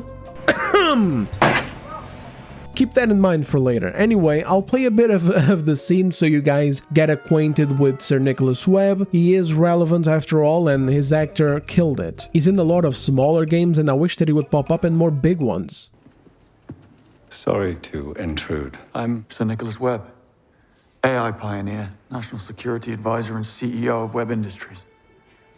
I was going to say, I'm sorry for your loss. Secretary Bright informed me of what happened. I'm sure you did all you could. So much for the Secret Service. As the creator of Thea, I'm privy to certain information. I know all about your exploits in Iceland. Most impressive. Why did you do it? If I may ask. Risk your life on a 1,000,000 to 1 chance? I couldn't do nothing. Yes, I know the feeling. People really are capable of the most extraordinary things. I spend so much time around machines, I sometimes forget.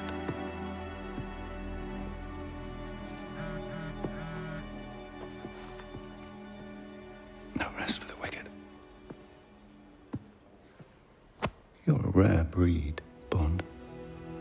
I should be interested to see what you do next.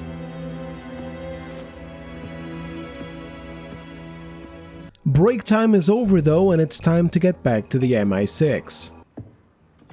Yes? Yes, sir.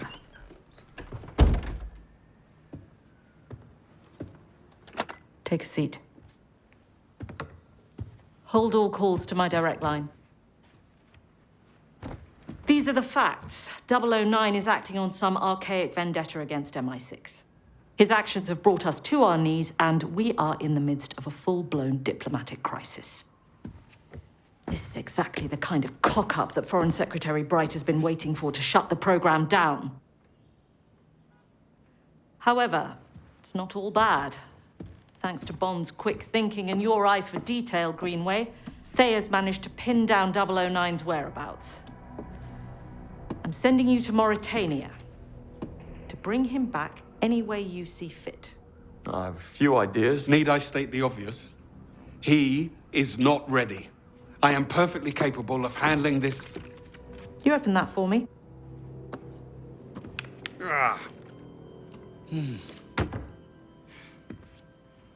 Right. Greenway will take point.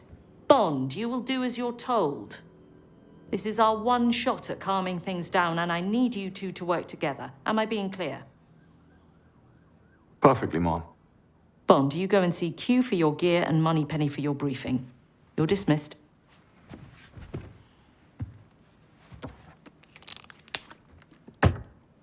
Happy to help. This insufferable and immature behavior I'm talking about, and this will not happen.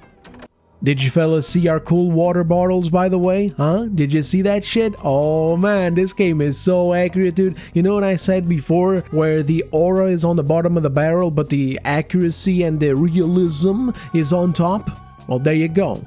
Like, look at that, it's gorgeous. I finally feel seen in a video game. They got our water bottles, dude, where you open them and the cap doesn't open all the way because it has to stay with the bottle. It's great. It's true European representation right here. Anyway, breaking news, Greenway is mad at us again, but we have a new mission. We're going to Mauritania to follow up on 009's lead. Oh right, I almost forgot, for fuck's sake. Okay, so back in the other mission when you're chasing 009 in the car, and at other times during that mission in the hotel, you find this woman. Her name is Isola or Isola or some shit like that. We really don't even know for sure. She's a liar and a manipulator and an actually annoying character throughout the game that constantly lies and betrays James Bond, sort of, kind of, we'll get there. But since the developers want us to like her, it is what it is. We get forced with some dumb shit later in the story, so sit tight for that one. They were going for a Nada and Leon Kennedy type of thing, or a Batman and Catwoman thing, but they forgot the secret ingredient that Ada and Catwoman are actually likable characters. They're characters that people paid attention to in the crafting of their stories to make sure that the players would actually like them. Didn't work very well here, but we'll get there later. For now, just know that she was introduced in that previous mission. Now, the current mission in Mauritania is very long, and for most of it, there isn't much to be said. The most important points are these. Number one, you do a lot of bonding with Greenway through real talk. It's the first point where he finally starts not hating you. He doesn't like you yet, but he recognizes that you do very good work, and eventually, that you're really not as bad as he thought.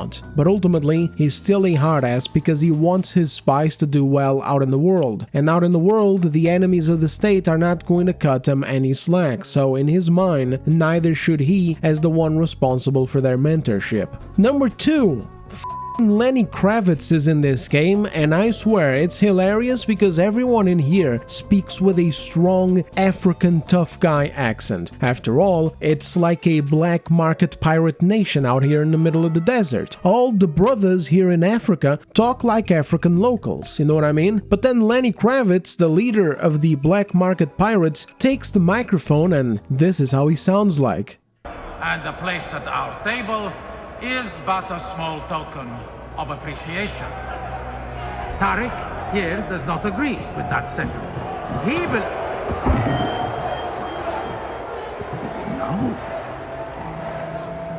He believes he should not have to pay his share, and for that, he must be punished. He tells me there's a child, a girl. He fears for her life. She needs medication, the expensive kind. That is where his contributions went. Our protection is for the care of everyone in our great city of steel and sand. Is it not? Men, women, and the children. It was just funny to me, but hey, great design though. Number 3, we walk around a lot in this mission, finding $100,000 to make it into an auction. When I first heard this, I thought that's impossible, but actually it's very easy because, for instance, if you fight in the pit and you win, you immediately get $60,000. And it's practically impossible to lose because A, the game is easy, and B, even if you lose, you don't lose the money or the opportunity. The game just automatically reloads the save and lets you fight again and again and again and again and again until you get your goddamn head in the game and you beat the fight, which should be the first time around because again, you can spam grabs, you can spam throws. Again, as soon as you get your mind out of that immersion type of thing, you can inflict a lot of damage, even in hard mode. So many sections of this game can even be trivialized by using an edge of a building or a counter or a surface or a table of some kind or even just water. Like this clip right here, I think is from Moller. I got it from Pierre Chano on Twitter. It was actually right now while I was recording. I was taking a break browsing and I saw this and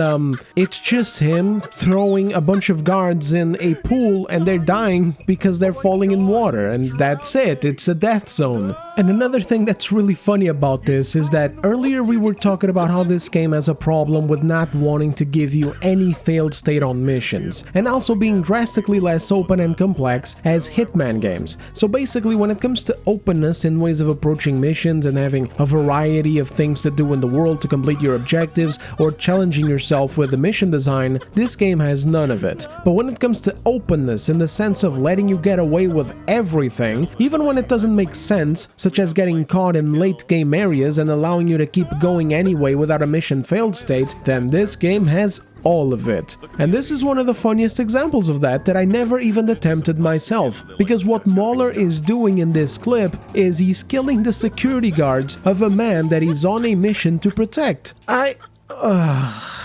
Let's just get back to Mauritania and continue, guys, okay? So anyway, $100,000, right? So once you have it, you get into the auction. Call me James. Gentleman next to me is my new boss. He really doesn't like me. Dial it down. Then you talk to this guy, Lenny Kravitz, second in command, who tells you where 009 is, which is on this boat. Once inside, surprise surprise, 009 is dead, but he left us a super secret message that only Greenway could find, which is for us to go to another boat off in the distance. On the way there, Greenway opens up about his past with 009. Turns out that when it was found out that 009 was a traitor alongside 2 other agents, the MI6 sent Greenway to hunt them down. This was called Operation Nightfall. What happened between you and 009? Operation Nightfall. When Thea was first instated, it discovered a mole ring at the top of British intelligence. 3 highly decorated 00 agents, including 009. I was tasked with tracking them down and neutralizing them. Hell of a burden. That's the job, Bond. You're given orders, and you're expected to follow them. We went through the program together. And they expected you to hunt him down? Orders are orders, Bond. Besides, we stopped being friends the moment the man betrayed the Crown. What happened to the other 2 agents? Terminated. Didn't make a difference either. Because when 009 got away, they just buried the case. Shuttered the 00 branch and had me jockey a desk for the last 10 years. As a reminder of my failure. Lots of jumping and climbing later, we finally find what 009 left for us. Don't. This right here is a good old-fashioned self-destruct case from Q Branch. You listen to me very carefully. This might save your life one day. Disarm the triggering mechanism, take a hold of these catches on either side. Now turn them until they're horizontal at the same time. And open it. Hey, presto. We're not dead.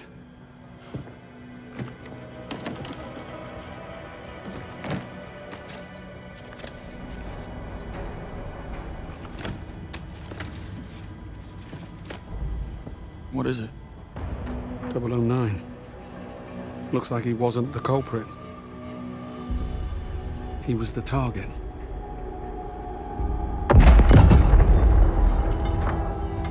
What was that? It's the other shoe. We were followed.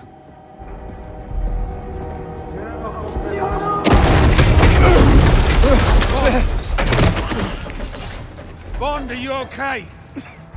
Yeah, I'm fine. We got company coming. A lot of it.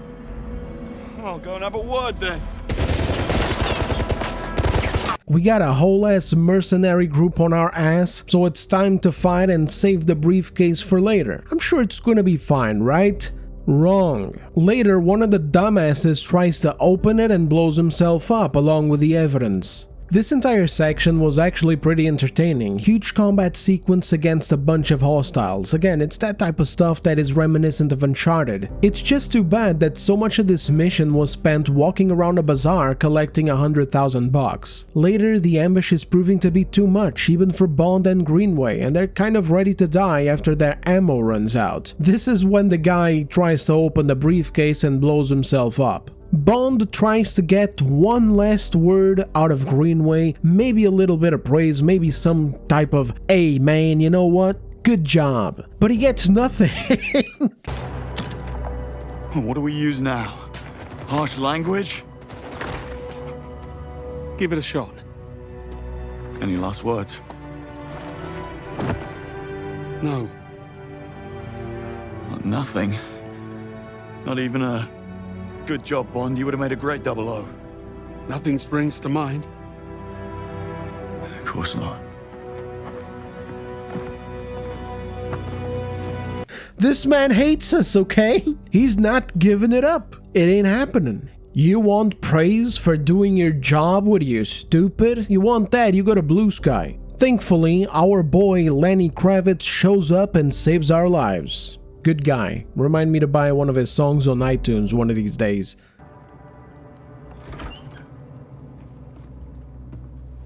Well, that's that. Well, what happened? Well, what do you think happened? 009 did it, his muscle killed him, end of story. You can't be serious after what we found. We have no evidence, Bond. M needs an open and shut case. So what's our next move? Our next move? It's to go home, Bond.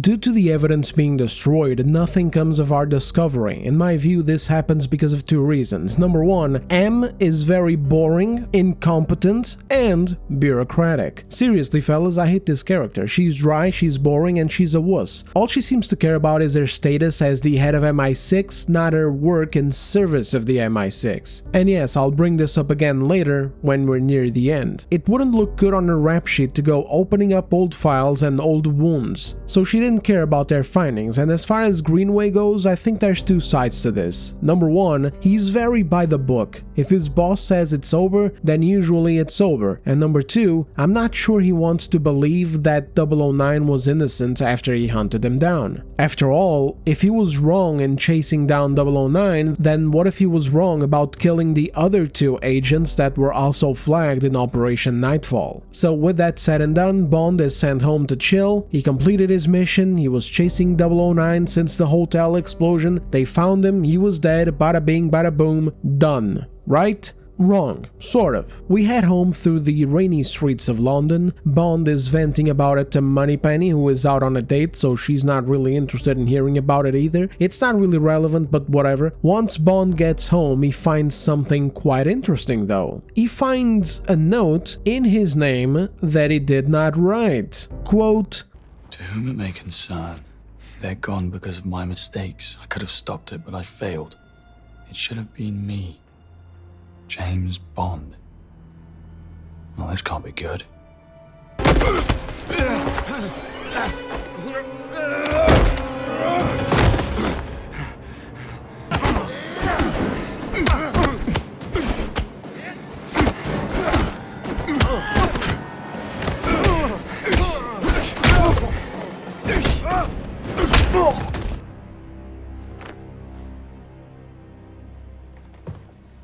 James Bond, I presume.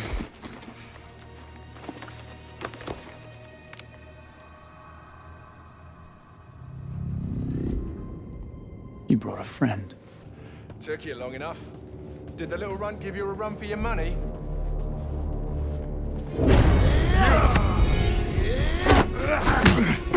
Who do you bark for?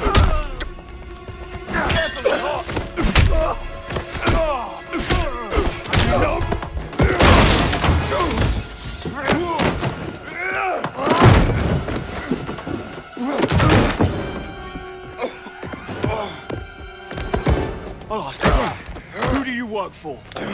Take the shot.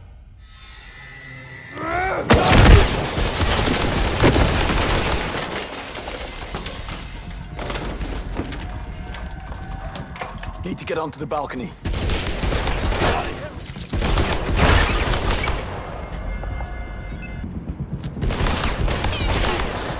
Go for a run. Shake it off, she said.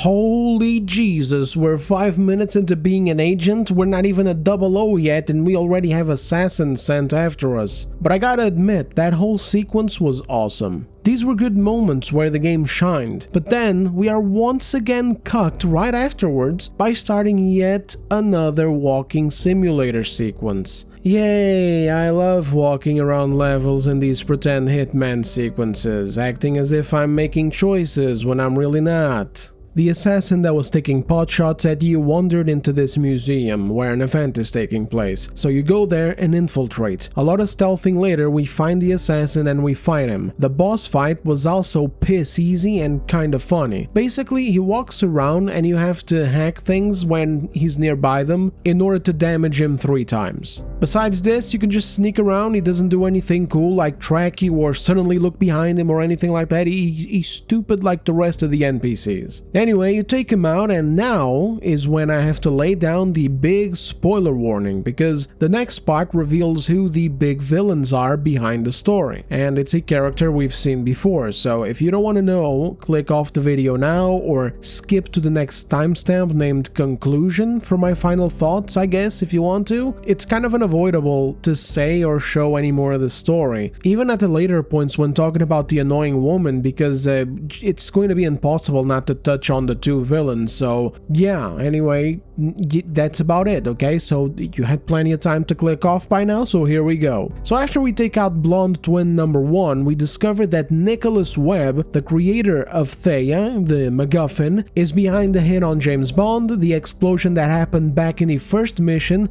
and he also put another hit on Greenway. While we were out in the ballroom, he poisons us and locks us up together with that annoying woman agent that was in the first mission as well. Okay guys, keep up, because I'm already running out of patience. I mean, apparently James Bond went to spy school. He's learning about all sorts of crazy shit. But he didn't learn about not taking any drinks from strangers. It's no wonder Greenway hates this guy, doesn't pay attention. Going the wrong way. Didn't we teach you how to drive in water? Just mucking about. Just drive the thing in a straight line. When you're ready, Bond. Relax. All in good time. Fair point. Sorry. Thought I saw something. See, never trip Who the the bloody hell GPS. gave you a license to drive?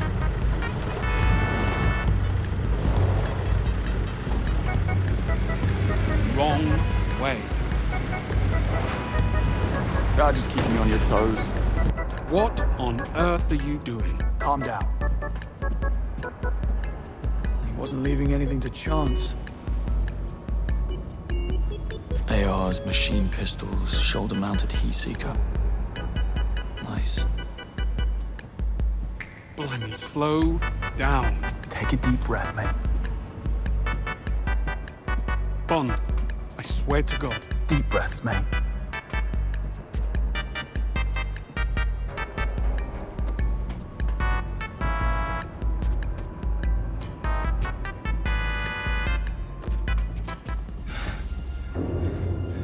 I see you wasted no time. No, she wasted mine. Someone trained her well. How did you allow her to get this close? And what is he doing here? You know I handle MI6. They were onto us, and I didn't think that we had time for your back-channeling. That is precisely the problem. You don't think. Careful. Careful. You know how I get father. Enough, Damien. Yes, well, alas. There's no time to backpedal now. The ball is rolling. I have a full strike team on Greenway. He is as good as dead. Fine. Now, clean up your mess.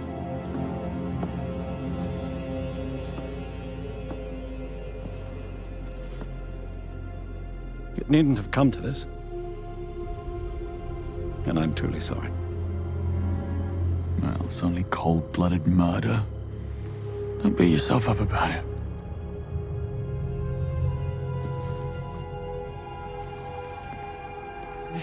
Greenway might not like us, but you know who likes us? The villain. And so he apologizes for having to kill us.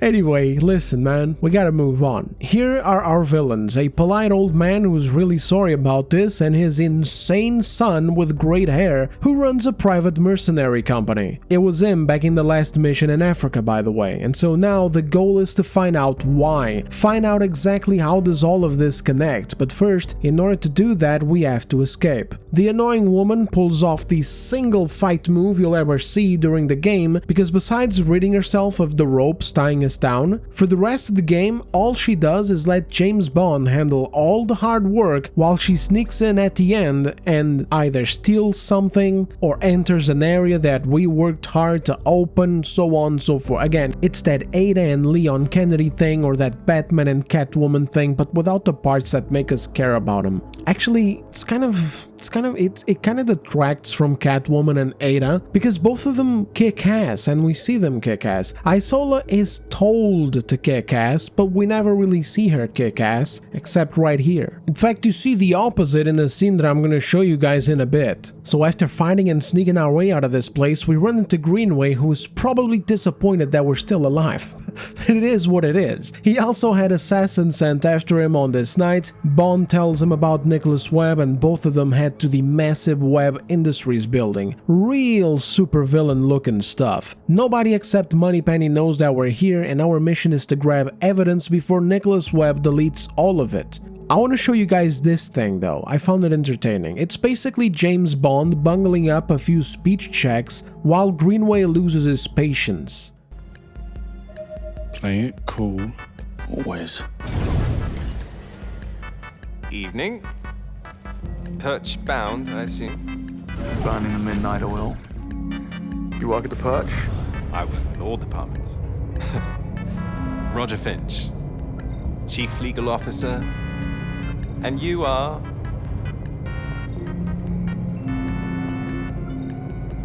Security officers. We've been called in to help out with the Code White. Oh. Well, my department works closely with the CSO's office, and I don't recall seeing you before. I grew a beard. I got rid of mine.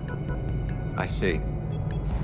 You must work closely with Mackenzie. How's he doing? Haven't seen him all week. Getting by.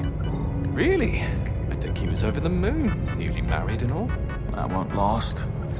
Call me a cynic. Will you deal with this clod, or should I? I got this.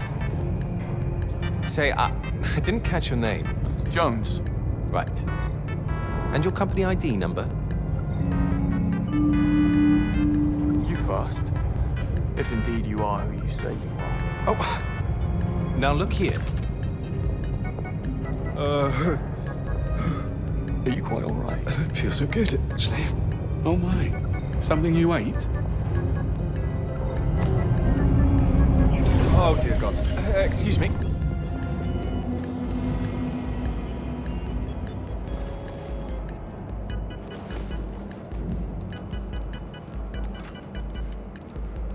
This mission is supposed to be so cool, but it ended up being so dull. I didn't even grab that much gameplay footage from it. The entire first part has us walking around empty office rooms as you unlock doors for Greenway to pass since his arm is busted. The one good thing about it is Greenway opens up a lot to us here, which is where the dynamic between both of them finally shifts and he actually begins liking Bond. Partially because, you know, since he had assassins sent after him, Greenway knows that he can trust him. After all, Nicholas Webb and his son may be the villains, but our characters are still very suspicious that there is some kind of mole inside of MI6 leaking information out, such as their location, right? I mean, after all, how did Nicholas' son and his mercenaries knew to go to Mauritania? How did they know where Bond and Greenway live? How did they know about 009 meeting them in Chungisland, wherever the fuck, Slovakia, you know what I mean? So at this point, there's suspicions of a mole, and knowing that Bond was a target of a hit gets Greenway to trust him more. And the other part of it is because, as you might remember from earlier, one of Greenway's main complaints about Bond is that he believed that he was never going to be agent material, that he was never going to be determined enough to do a goddamn thing. And in the past few missions, Bond has had every opportunity given to him to just give up. Like all the other agents. I mean, some of them died, of course, and one of them ended up in a wheelchair, but a couple of them just disappeared. They went underground, they didn't want to be found anymore, they were out, and Bond wasn't. In fact, he was so in that after being ambushed in Mauritania, he didn't even want to go home. He wanted to get in there and find out more, and so I think that he's finally starting to see this determination and notice that Bond really is not the way that he thought that he was. Sadly, during this mission, we also run into Isola again. It is revealed that she worked for Nicholas Webb undercover. She was planning a heist until being discovered, and that's why she was also tied up with us at the last location. Since she's been here a long time, she knows what we need to get into the server room, so we go along with her plan. Our job is to go to the evil man's office and get a passcode or some shit. While this happens, Nicholas and his son enter the room and we have to eavesdrop on them, revealing the next location to go to in the next mission. A beautiful resort in Vietnam. But before that, we have a huge reveal in the server room after dicking around in there for another 20 minutes pretending to be part of the staff and sneaking around and downloading data. Okay, what have we got? Mission reports. Ours? Mali 2019. Karachi 2021. The drone strike on Sarazin, the arms dealer. I thought that was the CIA. So does the CIA. Bond. These are all MI6 Black Ops based on confirmed Theia data. Some of our biggest intelligence successes in the last decade, but if I'm reading this right, we were working off of false intel every single time. Theia makes mistakes. Theia makes mistakes. And the reason we don't know about it is because Webb covers it up. So it looks like every time Theia gets her wires crossed, he dispatches Damien to fix the narrative, to alter crime scenes, plant evidence, frame or eliminate witnesses, correcting the facts to fit the data. And this has been going on all the way back to London 2014.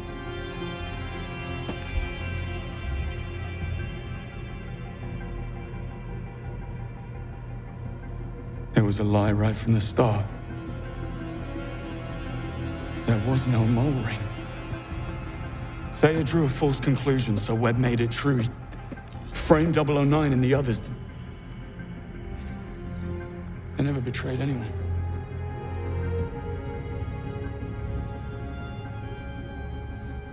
You couldn't have known. Greenway.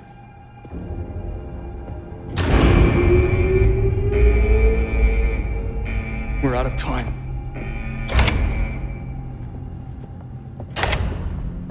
James Bond. You ever phone ahead? I know what you did. You lied about everything. You're not seeing the big picture. It's not your fault. It takes a certain kind of mind.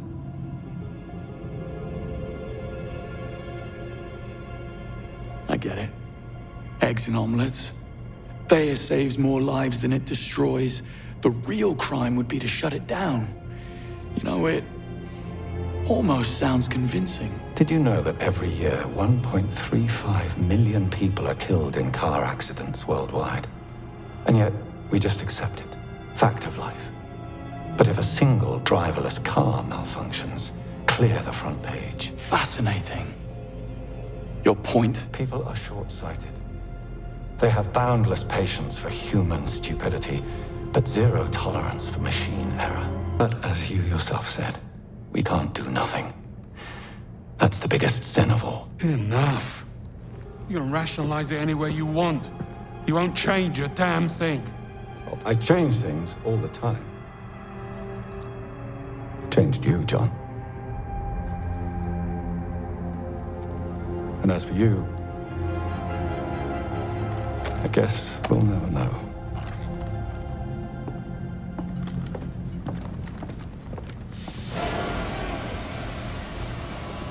Bond, step aside.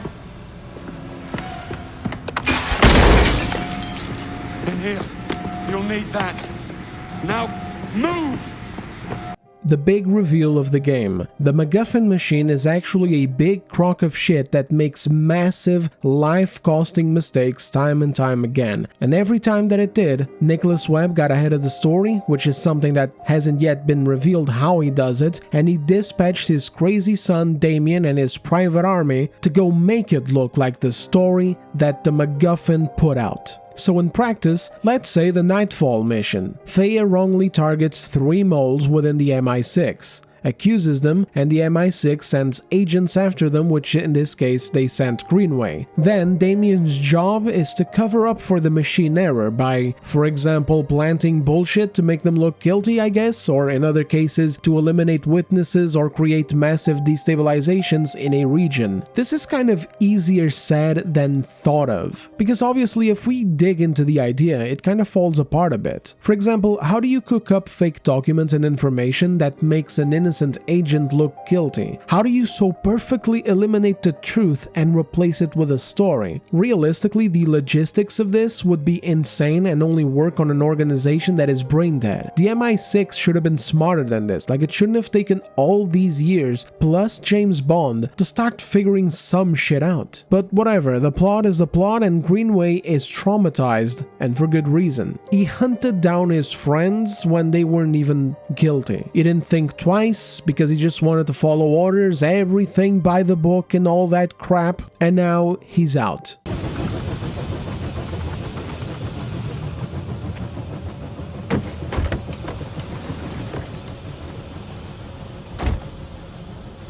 Where are you going?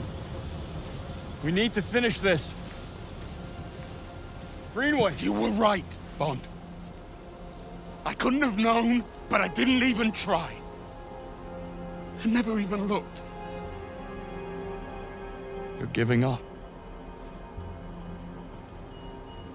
But we can't let him win. There is no we.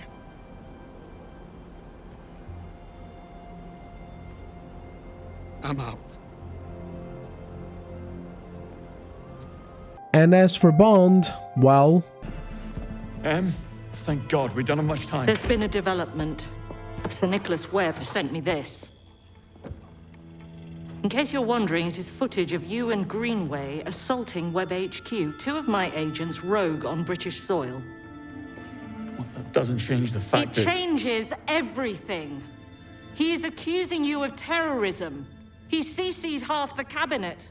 As we speak, there are arrest orders with your names on them working their way through the system, and my future's not looking much brighter. But we just have to show them what we found. Oh, God, don't be so naive. It's one thing that you broke into Webb HQ. It's another that you got caught, but leaving without proof? You couldn't have botched this any worse had you tried. But you're not handing me in. Of course I'm not. I'm sending you on a black op to collect the irrefutable proof we need to bring down the Webbs. I am putting a lot of trust in you. Don't you dare disappoint me. Moneypenny, go and finish the mission brief. Bond, you go and see Q. You're dismissed.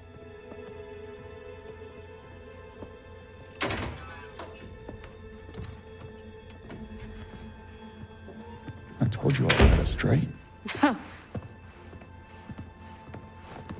Bond is tasked to fix this whole mess by following up on the Vietnam lead that he overheard while sneaking in Nicholas Webb's office. It's another cover-up job for Damien and another unrelated Thea mistake. Let me play the briefing for you guys so you can see something. Juan. I read about him, I think. Some kind of green energy pioneer? Full marks. Neutrino-voltaic energy research. Sadly, he died last month in Singapore under ambiguous circumstances. 3 weeks later, a solar geoengineering specialist died in Orlando, Florida. Circumstances equally ambiguous. Dare say a pattern emerges. Indeed. Thea flagged these seemingly unconnected deaths as consistent with the MO of an elusive terrorist, Caliban, a rabid extinctionist who believes that mankind is a cancer on the planet that needs to be purged. Sounds delightful.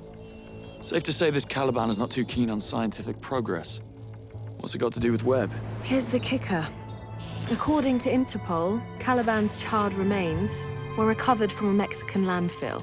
And according to forensics, he's been dead for months. Now, if this is true... It means Thea made another blunder. Another ghost pattern, yes. We believe Damien is in Vietnam to cover up this latest mistake. Likely, he plans to stage a copycat killing, making it look like Caliban is very much alive and kicking. Confirming Thea's original conclusion. Who's the target? I'm afraid we don't know. That part is up to you.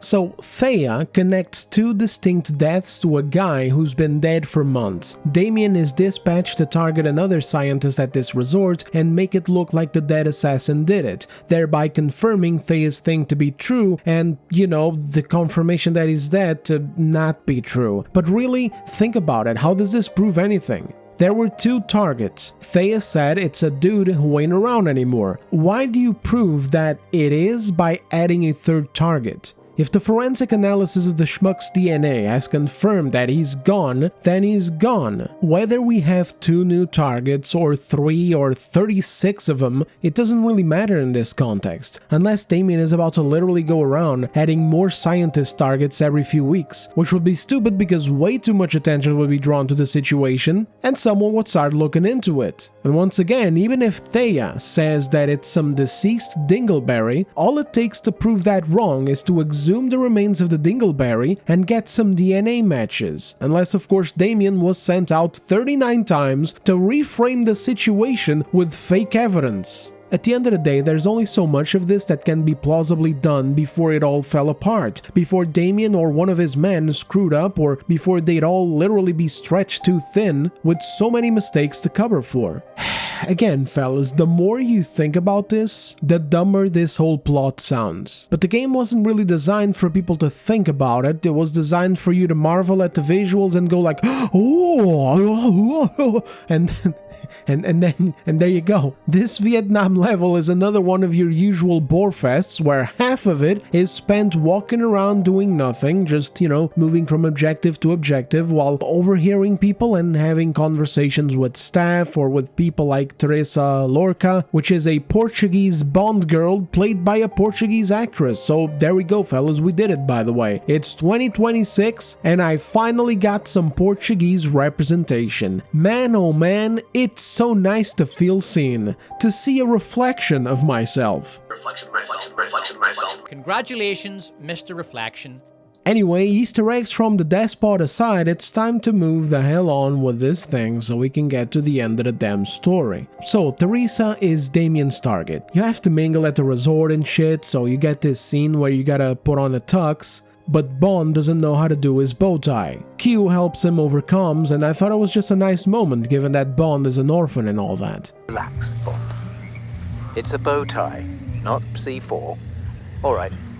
Make one end ever so slightly longer than the other. You people and your vague measurements. Pay attention, please. Yes, sir. Finally, Damien arrives and the real action begins. Now we got an actual game on our hands. While spying on Damien, we are able to overhear this confession. Hello, what's this? What's the American doing here? Came round looking for a booty call. Didn't go the way he'd hoped. He doesn't fit the narrative. The real Caliban never allowed for collateral damage. Nobody's perfect. How many times? My father is adamant that the validity of Thea's conclusion is not questioned. Are you dumb? Look at me. Are you an idiot? The idea is that it'll help us with some evidence against Nicholas Webb and his son. Then we gotta fight our way out, save the targets from Damien, including the hot Portuguese girl, take out the other blonde twin assassin, and we chase Damien. It doesn't end well though. We are caught by Damien and he proceeds to grind our balls with a giant chainsaw. Not even for information either, like dude is just doing it for the love of the game. I swear, James. Do you even have an off button?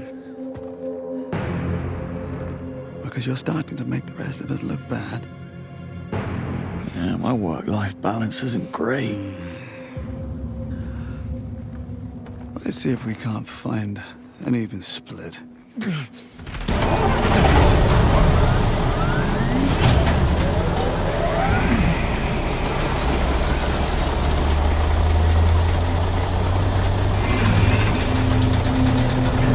You know, I give Damien a lot of shit in this video, but I gotta give credit where credit is due. I mean, this guy really just does it for the love of the game. He's not interrogating you, he's not looking for a confession, he's not even looking for a deal. He just caught James Bond and he thought, you know what?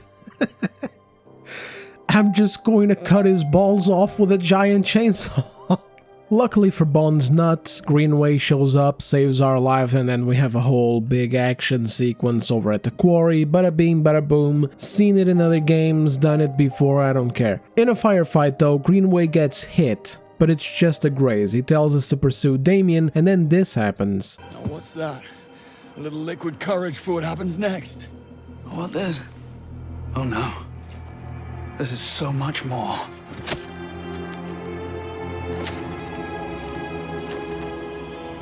It's a synthetic compound.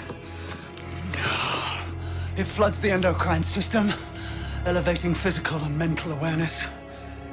It makes you faster, better, stronger. Show me. I thought you'd never ask.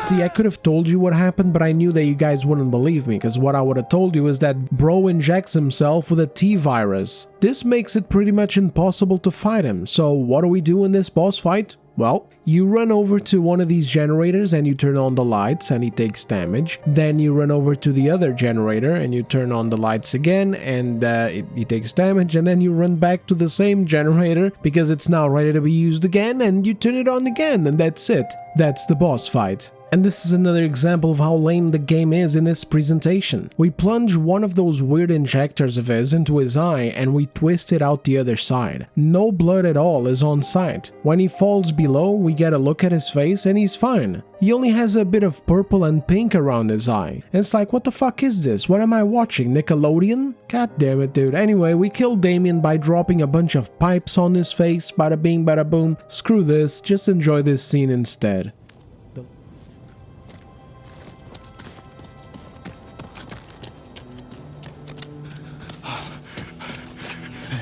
Easy now. I've got you. Damien. It's done. He's gone. Okay, up we go, old man. Let's get you patched up. Oh, I thought you said it was just a scratch. No, the wonders of adrenaline.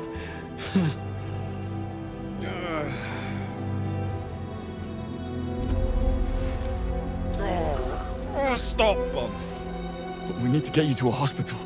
Oh, James. James.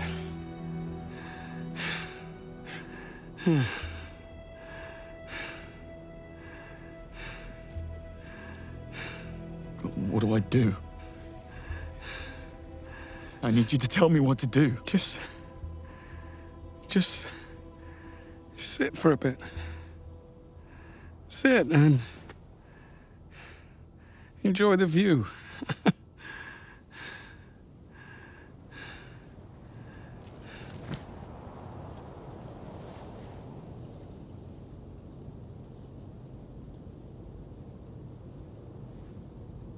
Why did you come back for me?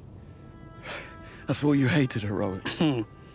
Turns out I was wrong about that.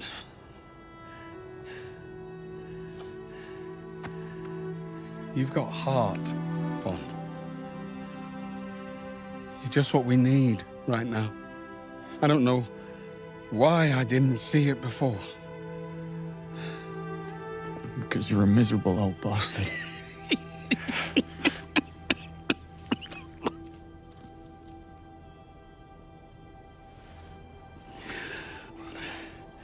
There is that.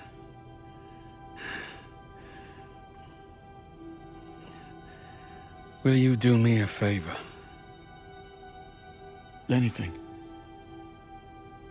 Don't let it change you. Don't let it.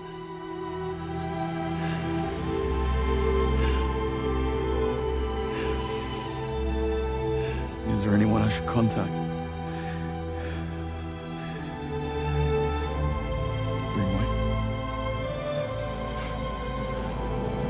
John.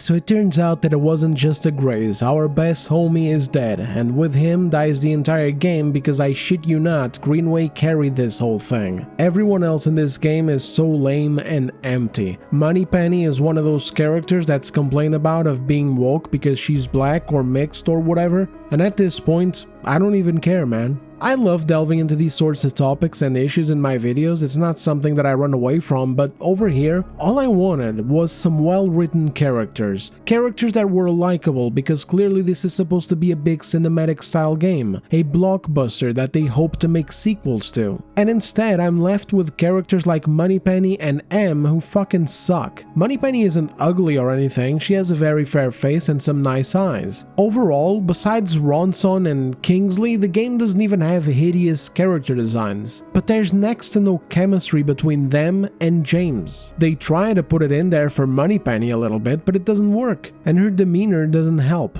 Something else they fumbled hard for no reason whatsoever, because this concept of girl in the chair, you know, it's something that's been around for years, you know, the agent in the field and the tech girl or the information girl on comms back at base. This isn't new, and it's something that they've done better before. It's even present in the Hitman games. We get Diana Burnwood, who is this girl right here, well, not girl, a woman. Somehow, despite Agent 47 being a purposefully flat and emotionless man, there ends up being more chemistry between them than between Bond and Moneypenny. She also looks way too young and inexperienced for her position. She basically looks like someone who belongs in a sensitivity department or an HR block in a video game studio. Again, she's not ugly, but she has that Zoomer Karen vibe, and it causes weird dissonance in scenes like this where Greenway is warning of how stupid the plan is to go make contact with 009 at the start of the game, but Moneypenny dismisses his worries and acts like it's fine. M underestimates 009.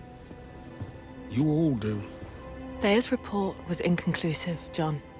009's been gone for too long to yield reliable data. There's a 50-50 chance that he's telling the truth. We need to know what he has. We need nothing this man has to offer.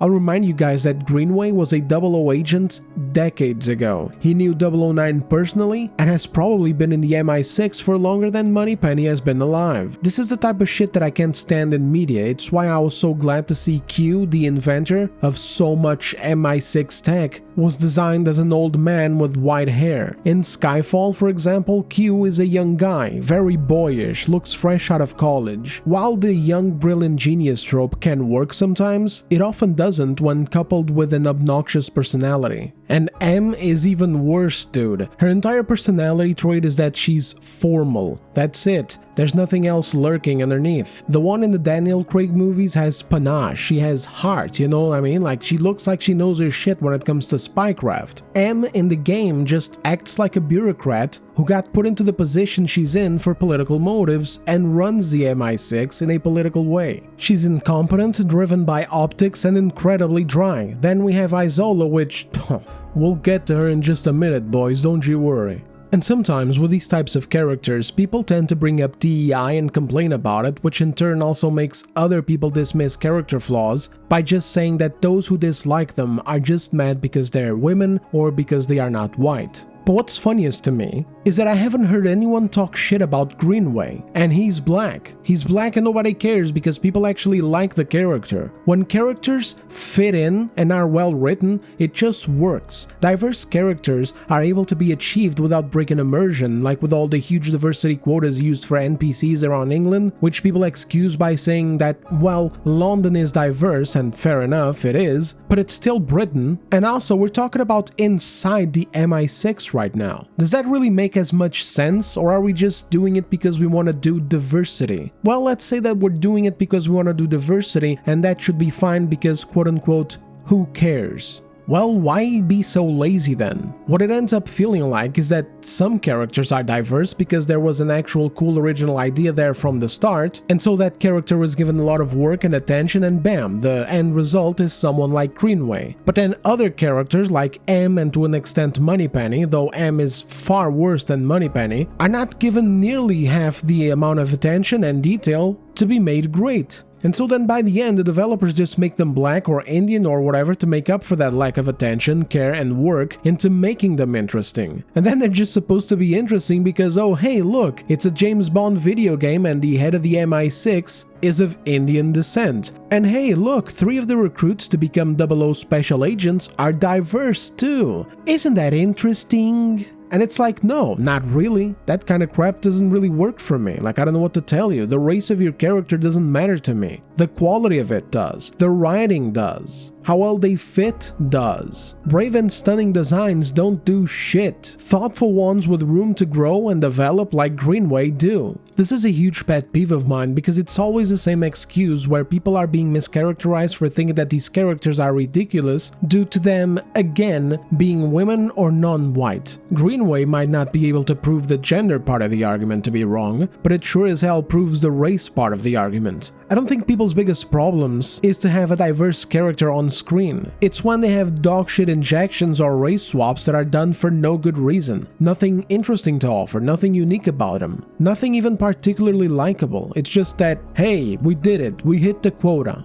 And now you can't criticize our characters because if you do, well, it's because they're not white males. And by the way, the reason why there's no way to prove the gender part of the argument to be wrong is because this game does not have a female Greenway or a female Monroe. Cressida could have been a female Monroe, but the fact is that she was scolding Bond and talking about insubordination during his hour of need. So really, how is it anyone's fault except for the writers that they did shit work with their female characters besides the quick throwaway ones? But anyway, aside from these people, obviously the villains are weak. Nicholas Webb isn't without his interesting bits, right? I mean, he has that whole vision of his, of making the perfect machine that'll keep the world safe from human error while blinded by the fact that it keeps making errors, dangerous ones. But he poses interesting questions to deal with accountability and whatnot. You know, the whole thing about how there's thousands of accidents every day all across the globe, but if a self-driving car causes an accident, it's all over the news. Of course, this can be explored a bit and it's an interesting premise, but he's still not a real villain. I mean, he's obviously a very bad guy, but you get my point. He believes he's good. Reality hasn't sunk in yet just how much damage he has caused, so he behaves in strange ways. His son, on the other hand, is just a template sociopathic villain. He's not very interesting at all, and he doesn't really end up having an interesting dynamic with Bond, like for example a rivalry or any strong emotions or mutual respect or a thing like a game of intelligence where both keep one-upping one another. He's just a crazy guy with nice hair. End of story. So when Greenway died, the best part of the story died with him.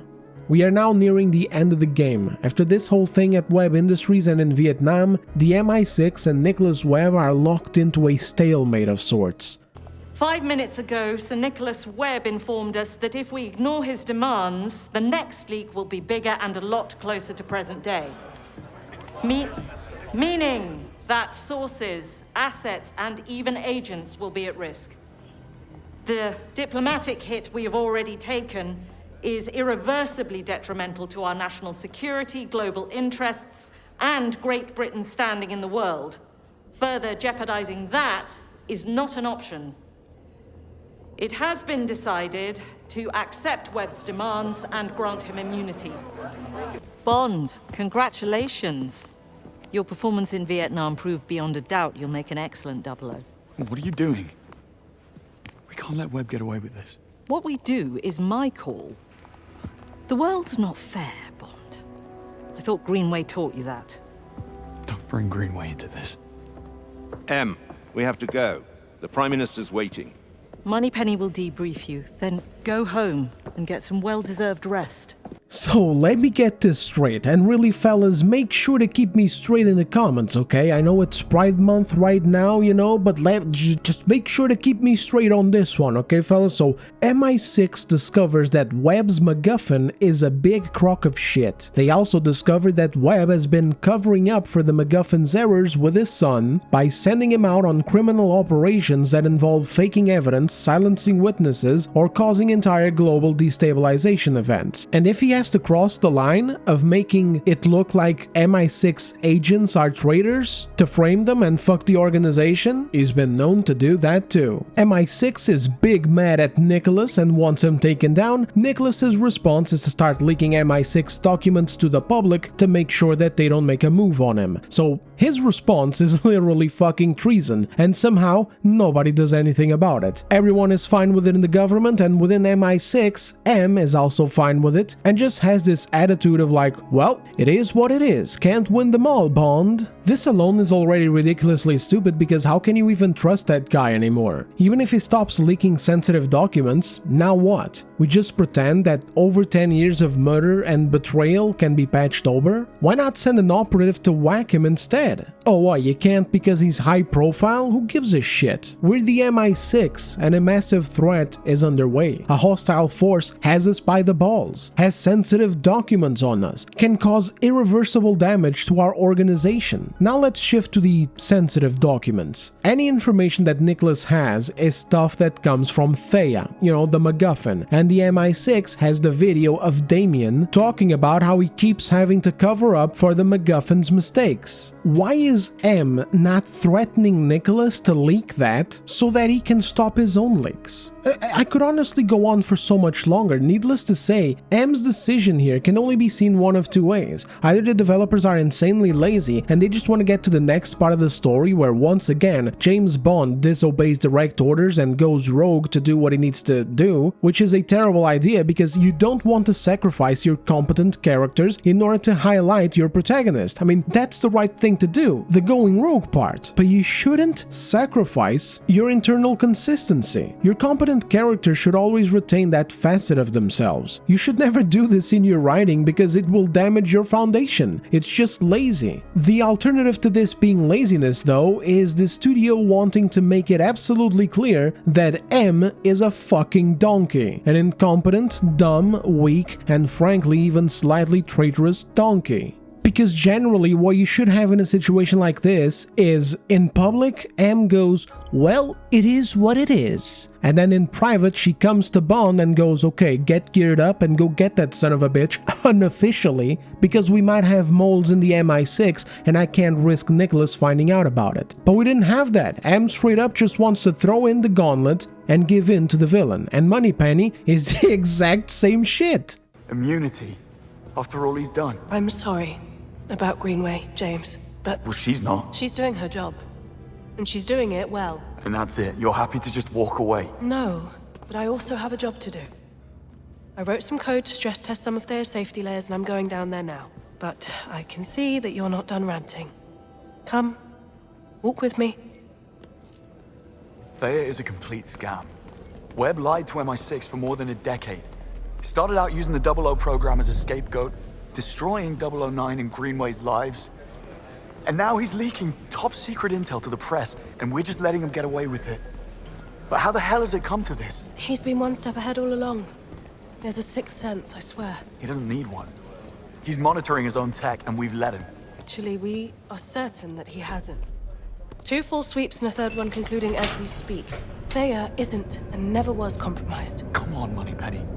We saw it at Web HQ, and Damien pretty much confirmed it. Nevertheless, no breach has ever occurred. Like, what do you mean she's doing her job and she's doing it well? What are you, fucking stupid? She's not doing anything. She's not even putting up a defense against the leaks. I mean, holy goddamn cannolis. They're still using Thea. This dumbass is going down to the core to run stress tests on the MacGuffin that belongs to Nicholas Webb and that created this whole issue. By this point in the story, fellas, is when I realized that both Moneypenny and M are DEI hires at the MI6.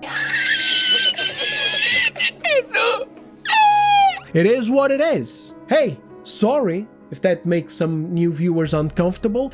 Excusez-moi. But it is what it is. It's the only way to make the internal plot have some consistency. MI6 was under pressure by the worst political parties, you know, it's kind of like the California Fire Department. They popped in like, hey, this is way too white and patriarchal. We gotta do something about this because diversity and inclusion are truly the things that make us all so much stronger and all that jazz, you know, and then bam, they picked up two people who belong managing a Tesco's and they put them managing the MI6. You guys pick, okay? You guys pick, alright? I'm leaving the choice up to you. Either the writers are incompetent or these characters are supposed to be running a fish and chip shop.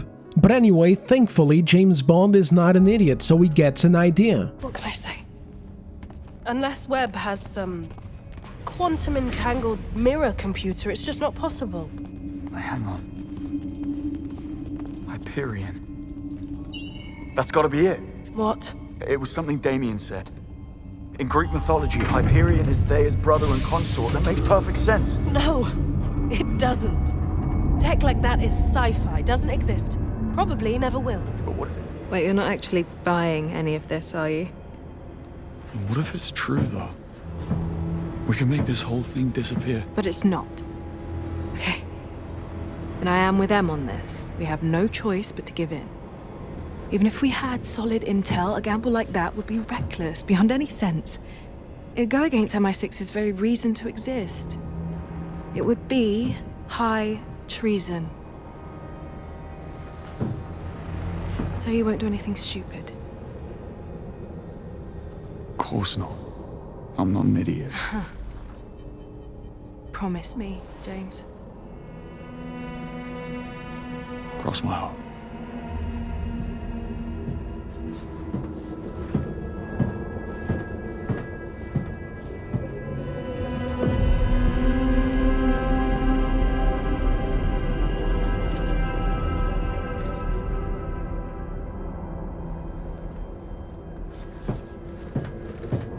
Sorry, Moneypenny.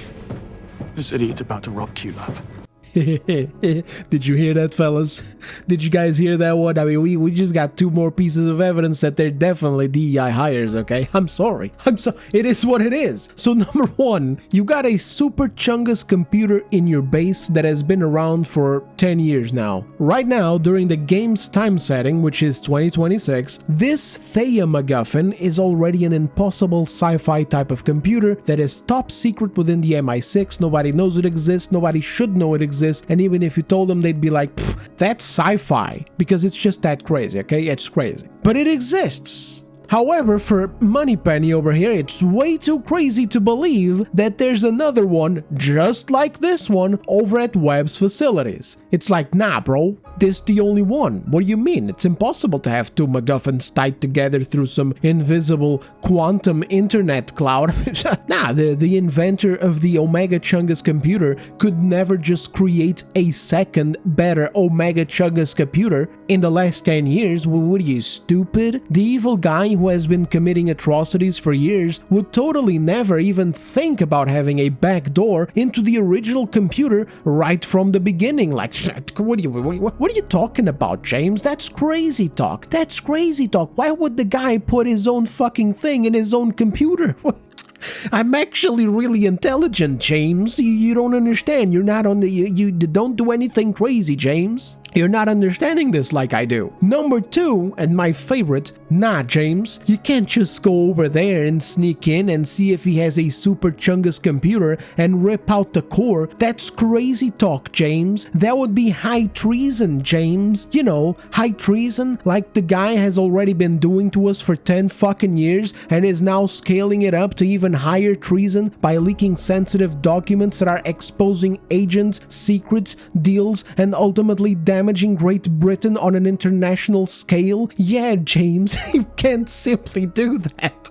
No, that would be crossing a line, James, please. The retard in charge is right. We have no choice but to just take it. Promise me you won't commit the highest of treason, James. Ah, man, I just have one question right now, fellas. Who the fuck wrote this? Who wrote this and thought it would be a good idea? Because all it made me do is essentially take two characters that I was already having problems with and felt kind of mid about, and just make me hate them. Good job. Thank God for Q at least. Have yourselves a nice scene with a proper character instead. Where is everyone? I sent them all home. Come, join me.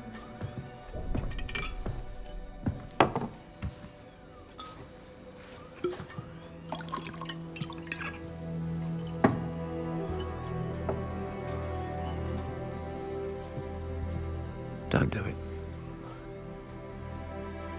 What? Blame yourself. I knew him for 25 years. The good years and what came after. Operation Nightfall changed him. He slipped into darkness.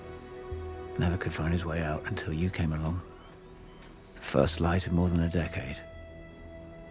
And he came back. More alive than ever.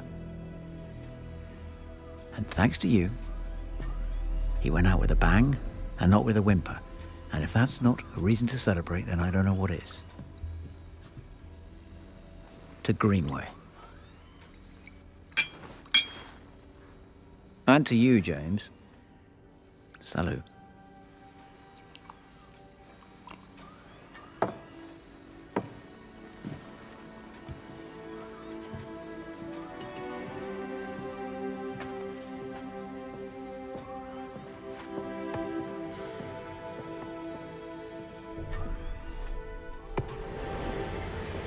Don't forget to turn out the lights when you leave.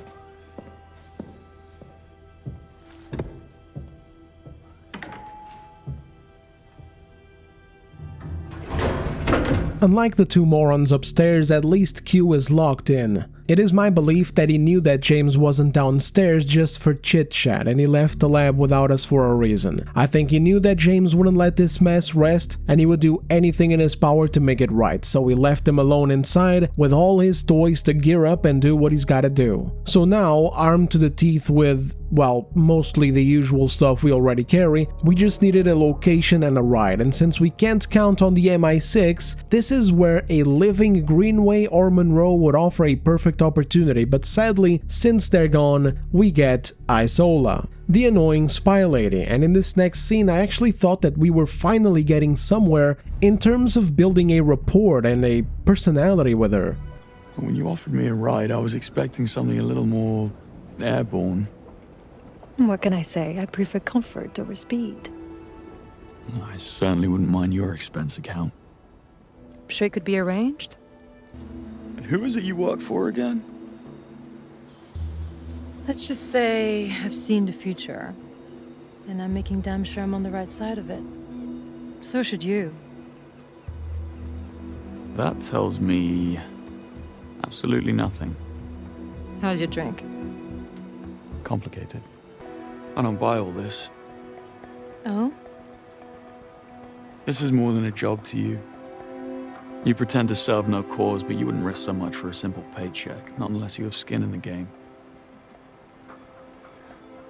Leave it. It's not what you think. Try me. How did your parents die, James? Doing something they loved. Not mine. They died doing something they knew was right. And I'm going to finish it. What? You're going to kill him. What happened to them? They worked on the Thea project, but couldn't live with the deceit. They didn't know who to trust. Webb was already too big to fail. So they turned to the Americans. Except their plane never made it across the Atlantic. Technical malfunction, according to the FAA. I, of course, knew better. I'm very sorry. I don't need your pity. Just stay out of my way and I'll stay out of yours.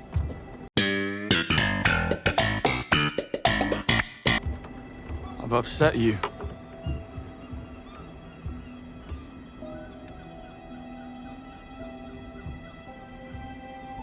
You know, I understand this whole no strings routine.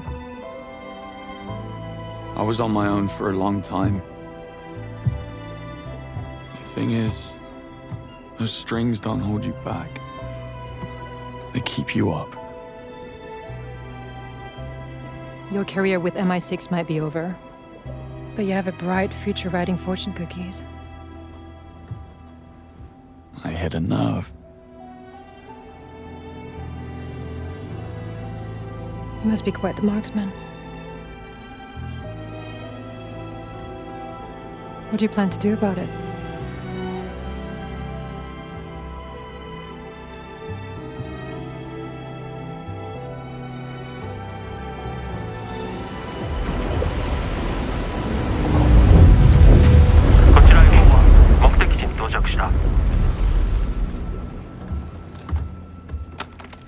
公安ラジャー20分に合流します。やっぱり1時間ください。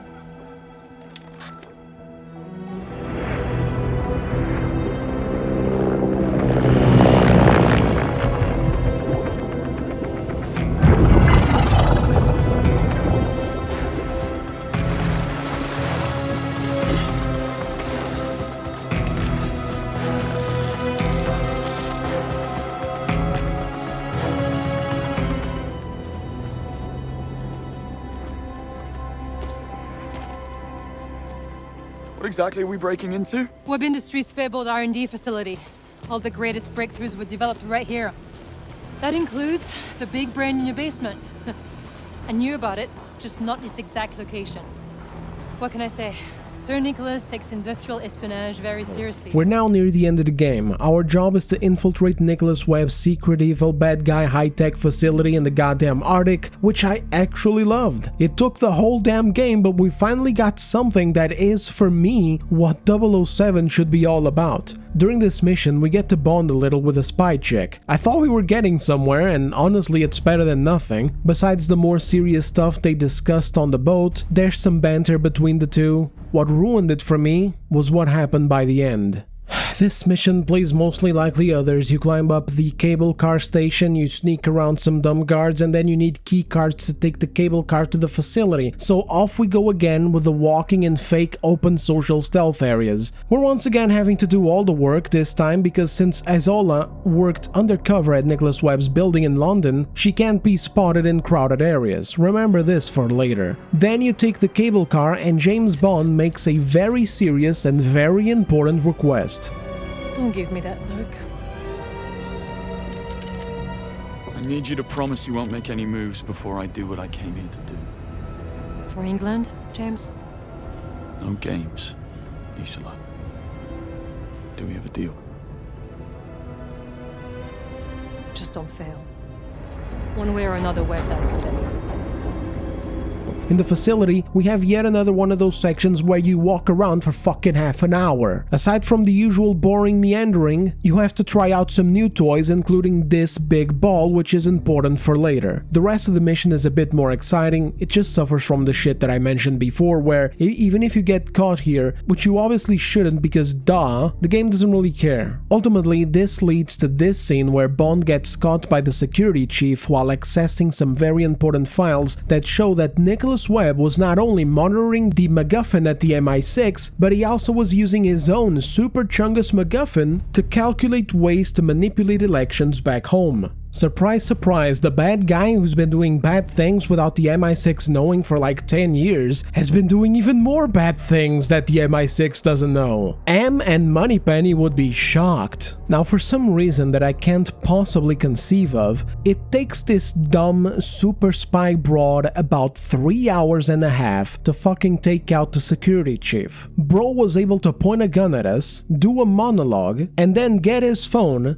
dial a number, and tell everyone that James Bond is in the building while chilling. Even had time to shoot him if he wanted to. He was straight chilling. And this is why I wish people who talk about woke, non-woke crap in media were a bit more, I don't know, scrutinous of the media that they yap about, because they see this chick as a girl boss too, on account of her saving James at the end of the game, and also that scene in the museum where she cuts off her own ropes and takes out the 2 guards. But in what planet does a girl boss spy need 6 weeks, 17 hours and 2 days off to just go around this dumb idiot and knock him out? Also, look at what she used. She used a fire extinguisher. You're a fucking spy. You know how to fight. You need a fire extinguisher to knock out a middle-aged man? What are you, fucking stupid? And then I gotta be online and hear people be like, oh, that one girl boss? Boo, girl bosses suck. And it's like, yeah, girl bosses do suck, but they're also supposed to be the strongest, fastest Giga Chads in the room. This character is not. Besides this display of utter incompetence, she also never gets anything done on her own. Earlier in the game, in the fancy hotel, she did jack shit. She picked locks trying to find crap, and she utterly failed at locating the 2 blonde assassins or 009. Who finds the bombs? We do. Who beats the villains? James goddamn Bond. Also, big RIP to the homie Monroe, never forget. In the museum mission is the first time that she shows competence by cutting her binds out and taking out those 2 dingleberry guards. Not bad, but I'm sure Bond would have gotten out of his binds as well. Later, she slips away from the museum and we are the ones who once again get shit done. We find the second assassin and more information. Then, in Webb's Industries building, she's sneaking around, has Bond go find the credentials to enter the server room, and then later admits that all the noise that we made inside, by once again being the ones to get shit done alongside Greenway, made the perfect cover for her to get what she wanted and leave the building. And now we are once again doing everything, grabbing key cards cause oh, she can't be seen by fellow ex-colleagues.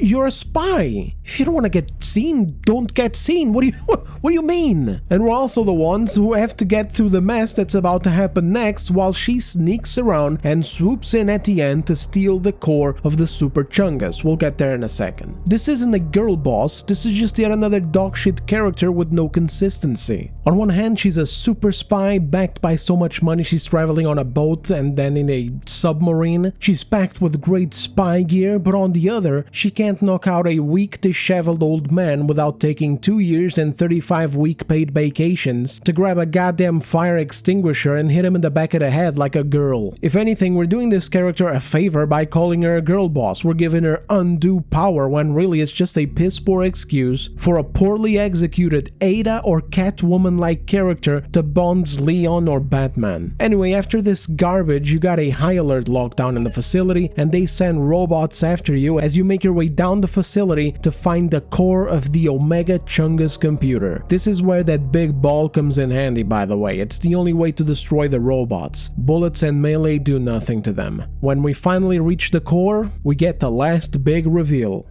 Remove the core, stop the leak. Mr. Bond. Predictably unpredictable.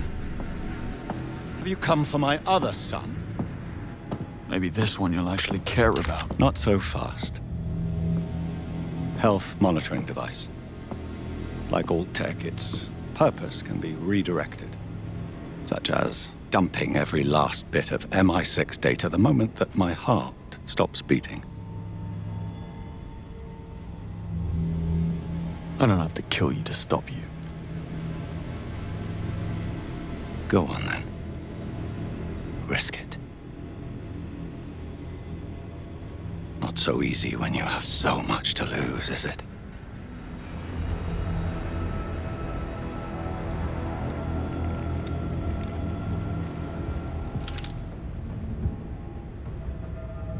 Thought so.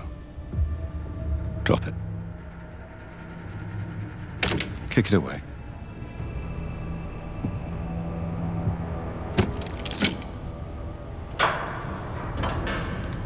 Your very own magic mirror. It's clever, I'll give you that. Was overthrowing the government always part of the plan? A last resort, nothing more. And like a great man once said, never let a good crisis go to waste. Happy to be of service. There is no flip side to the world I'm building. You think I'm a fiend. But make no mistake, Bond. The future will be grateful.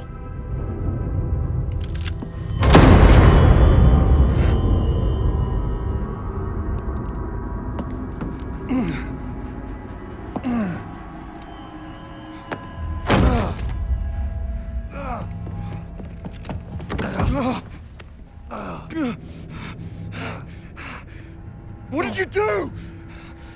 You gave me your word. You really should know by now, James. My word means nothing. I've most likely pierced the abdominal aorta. He doesn't have long. I'd keep the old ticker going if I were you. Whatever happens, stop her. Don't let them have Hyperion. Your parents' murder. Just another lie. Oh, what can I say? I know my audience. This is business. Always was. The only reason I let you get this far is because you make for such wonderful distractions. Good luck, James. I really do mean it.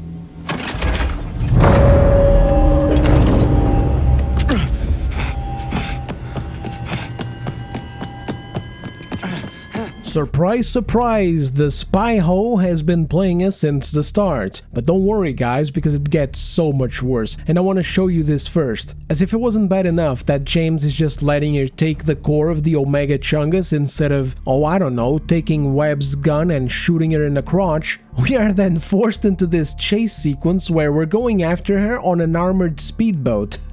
Great chase music, but you know what grinds my gears? It's this. It's this right here. Do you see it? You see that right there in the center of the screen? That is a forbidden sign hanging over her boat. Because for some reason, the game wants us to believe that James wouldn't want to shoot down Isola or her boat. So once again, let me see if I got this straight, and please make sure that I'm as straight as an arrow here, fellas. Isola proves herself to not just be a liar that is willing to, well, lie and manipulate James in whatever way suits her and her goals, including feeding him a bullshit story about her parents for relatable sympathy, but she also admittedly betrays him. She does exactly the thing that she was asked not to do, and then to make matters worse, she reveals that she's actually here for the incredibly powerful Ultra Chungus device that acts as a mirror to Thea back at MI6. In other words, it's the threat that Nicholas Webb presents, except it's multiplied by 1,000 because James and nobody else at the MI6 have a single clue of who she works for or who she is. Whoever it is would now be gaining an immensely powerful device that is not only a storage for invaluable data related to the MI6 and other world secrets, but also able to calculate and manipulate data to rig elections. In other words, this is a super weapon. And a traitorous spy serving a foreign power just took it. Now fellas, if there's one thing that this game managed to fit into James Bond despite all the missing qualities that other 007s have had across media, it's his love and patriotism for Queen and Country, or King and Country. I don't know how it works. It's a king now, so I don't know, whatever. This is something that I was even surprised and thankful that they kept intact instead of doing a lame-ass modern Bond who is subversive and ooh, maybe England is actually bad and maybe our allegiance can be questioned. Like, thankfully, this wasn't done here. This James Bond cares. And so that makes the fact that we can't disable her boat all the more stupid. The risk is just too high. She has a submarine waiting on her and he has nothing. He has zero support from MI6. If she gets on that submarine, it's over. He simply cannot afford to take the risk to fail. He can't afford her escaping, especially after she proved herself to be slippery, and yet we can't do anything. Eventually, thanks to the plot being, you know, written by children, he eventually catches up to her, shoots the core off her hand, and contacts the MI6, which comes and arrests them both. In here, we actually do get a lame-ass scene that glazes the living hell out of her character. He insists he was working alone, no assistance from anyone MI6. What about the girl? What does he have to say about her? A means to an end. He needed a ride. Who just happened to offer at the most convenient time. No one's that naive. He saw her as a calculated risk. He got more than he bargained for. What's our take on her? We have none. Or 1,000. Nothing adds up. Well, Surely you must be able to tell me something about her. Well, so far, she's manipulated all our screenings and biometrical analysis, only breaking a sweat when she means to. The fact that we have nothing on her is perhaps the most telling thing of all. Someone has gone to great lengths to make her what she is and cover their tracks.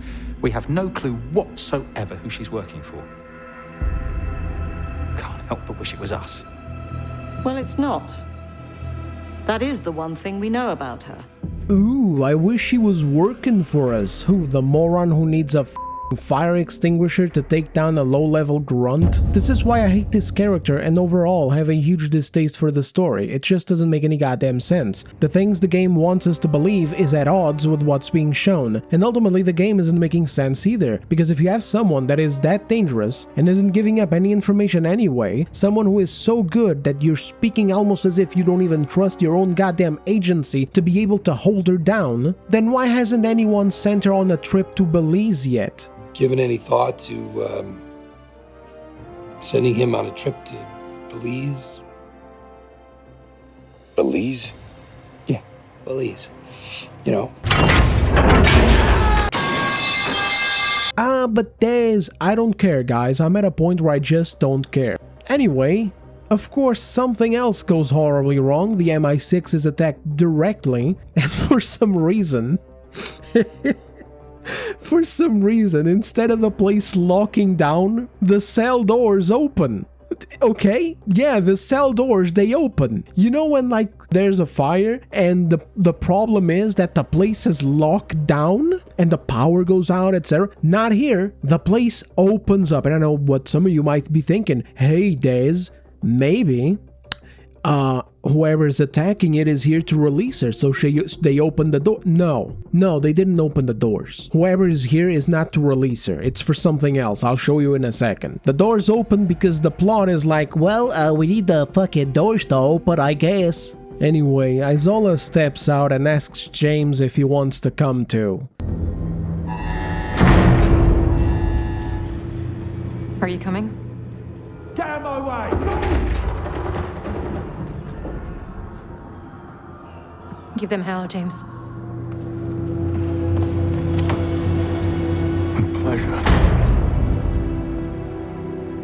This is probably the single best thing that they did for her character besides the ending, by which I mean she saves us from drowning. I'll show you guys later. But this also annoyed me and showed the broken writing. Why is she such an insufferable, dislikable asshole that cares about nothing and no one in one moment, and then is someone who shows that she cares about James in the next? Enough to, you know, instead of running or immediately engaging him in combat, asking him genuinely if he wants to escape together. I mean, she sees the situation that he's in. His career with the MI6, in her opinion, is over, so she extends her hand. It is what it is, I guess. You gotta take the good with the bad and all that. Literally all I can do is hope that if this gets a sequel, they get their shit together when it comes to what they want this character to be. Anyway, that's it for this game. Showing you more stuff is just going to piss me off and maybe you too. I mean, listen to this interaction with them. Took you long enough. Em, listen to me. I've no part in this. No need. I just watched you take down a handful of intruders. I'm not sure which side you're on, Bond, but it's clearly not theirs. The fuck do you mean you don't know what side James is on? Are you fucking dumb? We went to Antarctica or the North Pole, whatever the fuck we were in. I don't even know anymore at this point. Nobody knew about it. We sneaked inside the Omega Chungus complex and we stole the big Chungus computer. We then stopped the little thief from making away with it and we called the MI6 to report that we got it all done. On top of that, we also got Nicholas Webb taken down. We got the device that he was using to commit even more high treason against the goddamn country. We give ourselves in. We go to jail. We tell them everything, and somehow this retard still doesn't know which side James Bond is on.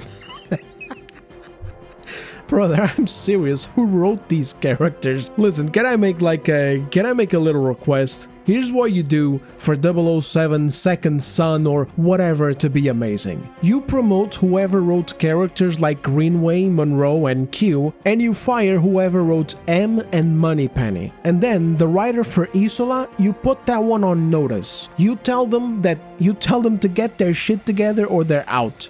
There you go. For any further inquiries, please contact the Decembro consultation services. The people who broke in to steal the MacGuffin, Thea, and look who's leading the crew.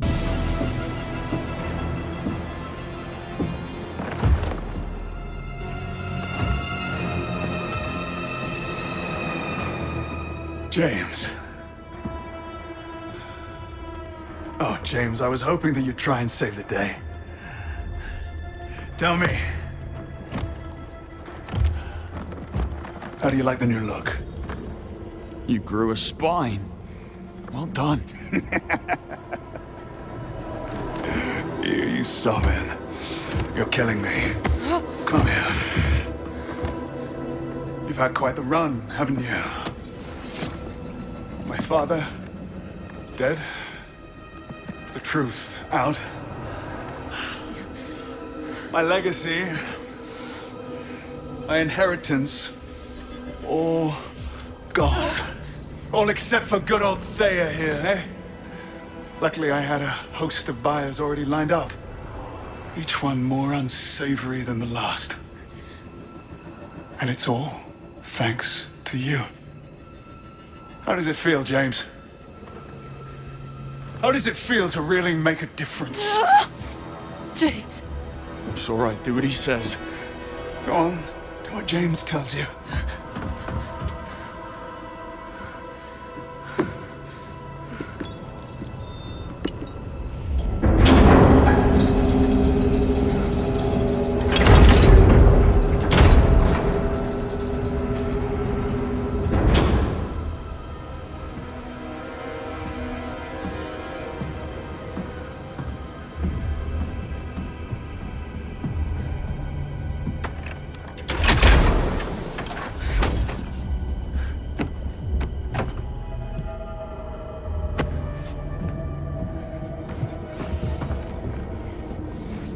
Take it and go.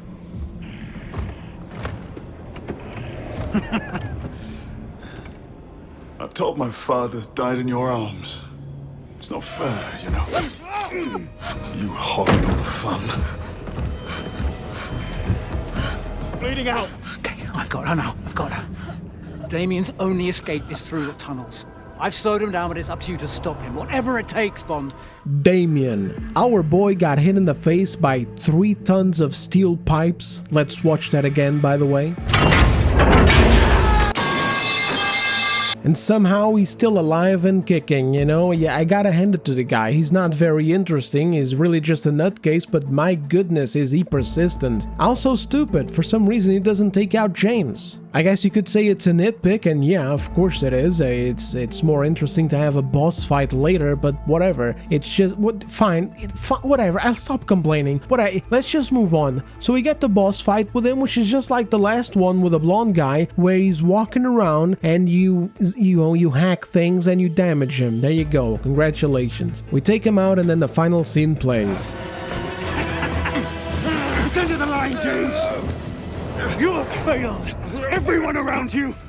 Your parents! Your mentor! Your friends! Even for all your pluck, you could save a single one! And now you will die. Unknown, unloved, and alone. Not alone!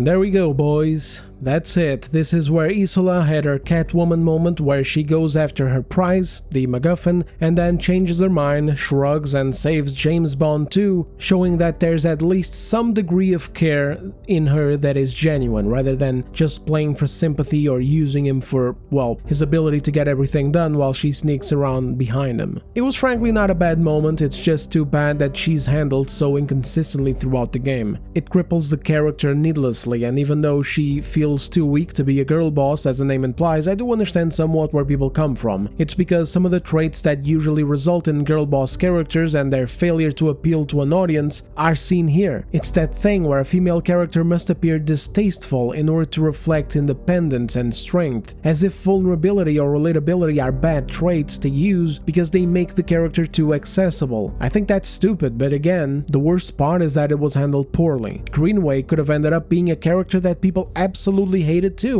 because he was always giving James a hard time, even to the point of unfairly targeting him and choosing favorites such as Monroe. But because they gave him vulnerability and relatability, slowly bringing the walls down, they managed to turn that into the best character of the game, without sacrificing his hard-ass personality. Whatever growth was brainstormed for Isola has failed to hit the same notes. Finally, there's one last scene with them. It's stupid as well, but I'm too tired. I'm just too tired, guys, okay? So Webb Industries, you know, the main guy, Nicholas Webb, he was rigging an election, right? Okay, so he had a co-conspirator who is like the minister of some bullshit. I don't even care anymore. So anyway, we know that he's a co-conspirator. We saw it on the files. M knows it as well, but she allows him to serve as the PM or whatever, so he was going to sell the entire country and MI6 down the river. He was on board with all the leaks from the Nicholas Webb thing, and M is just like, oh yeah, sure, stay in power, brother.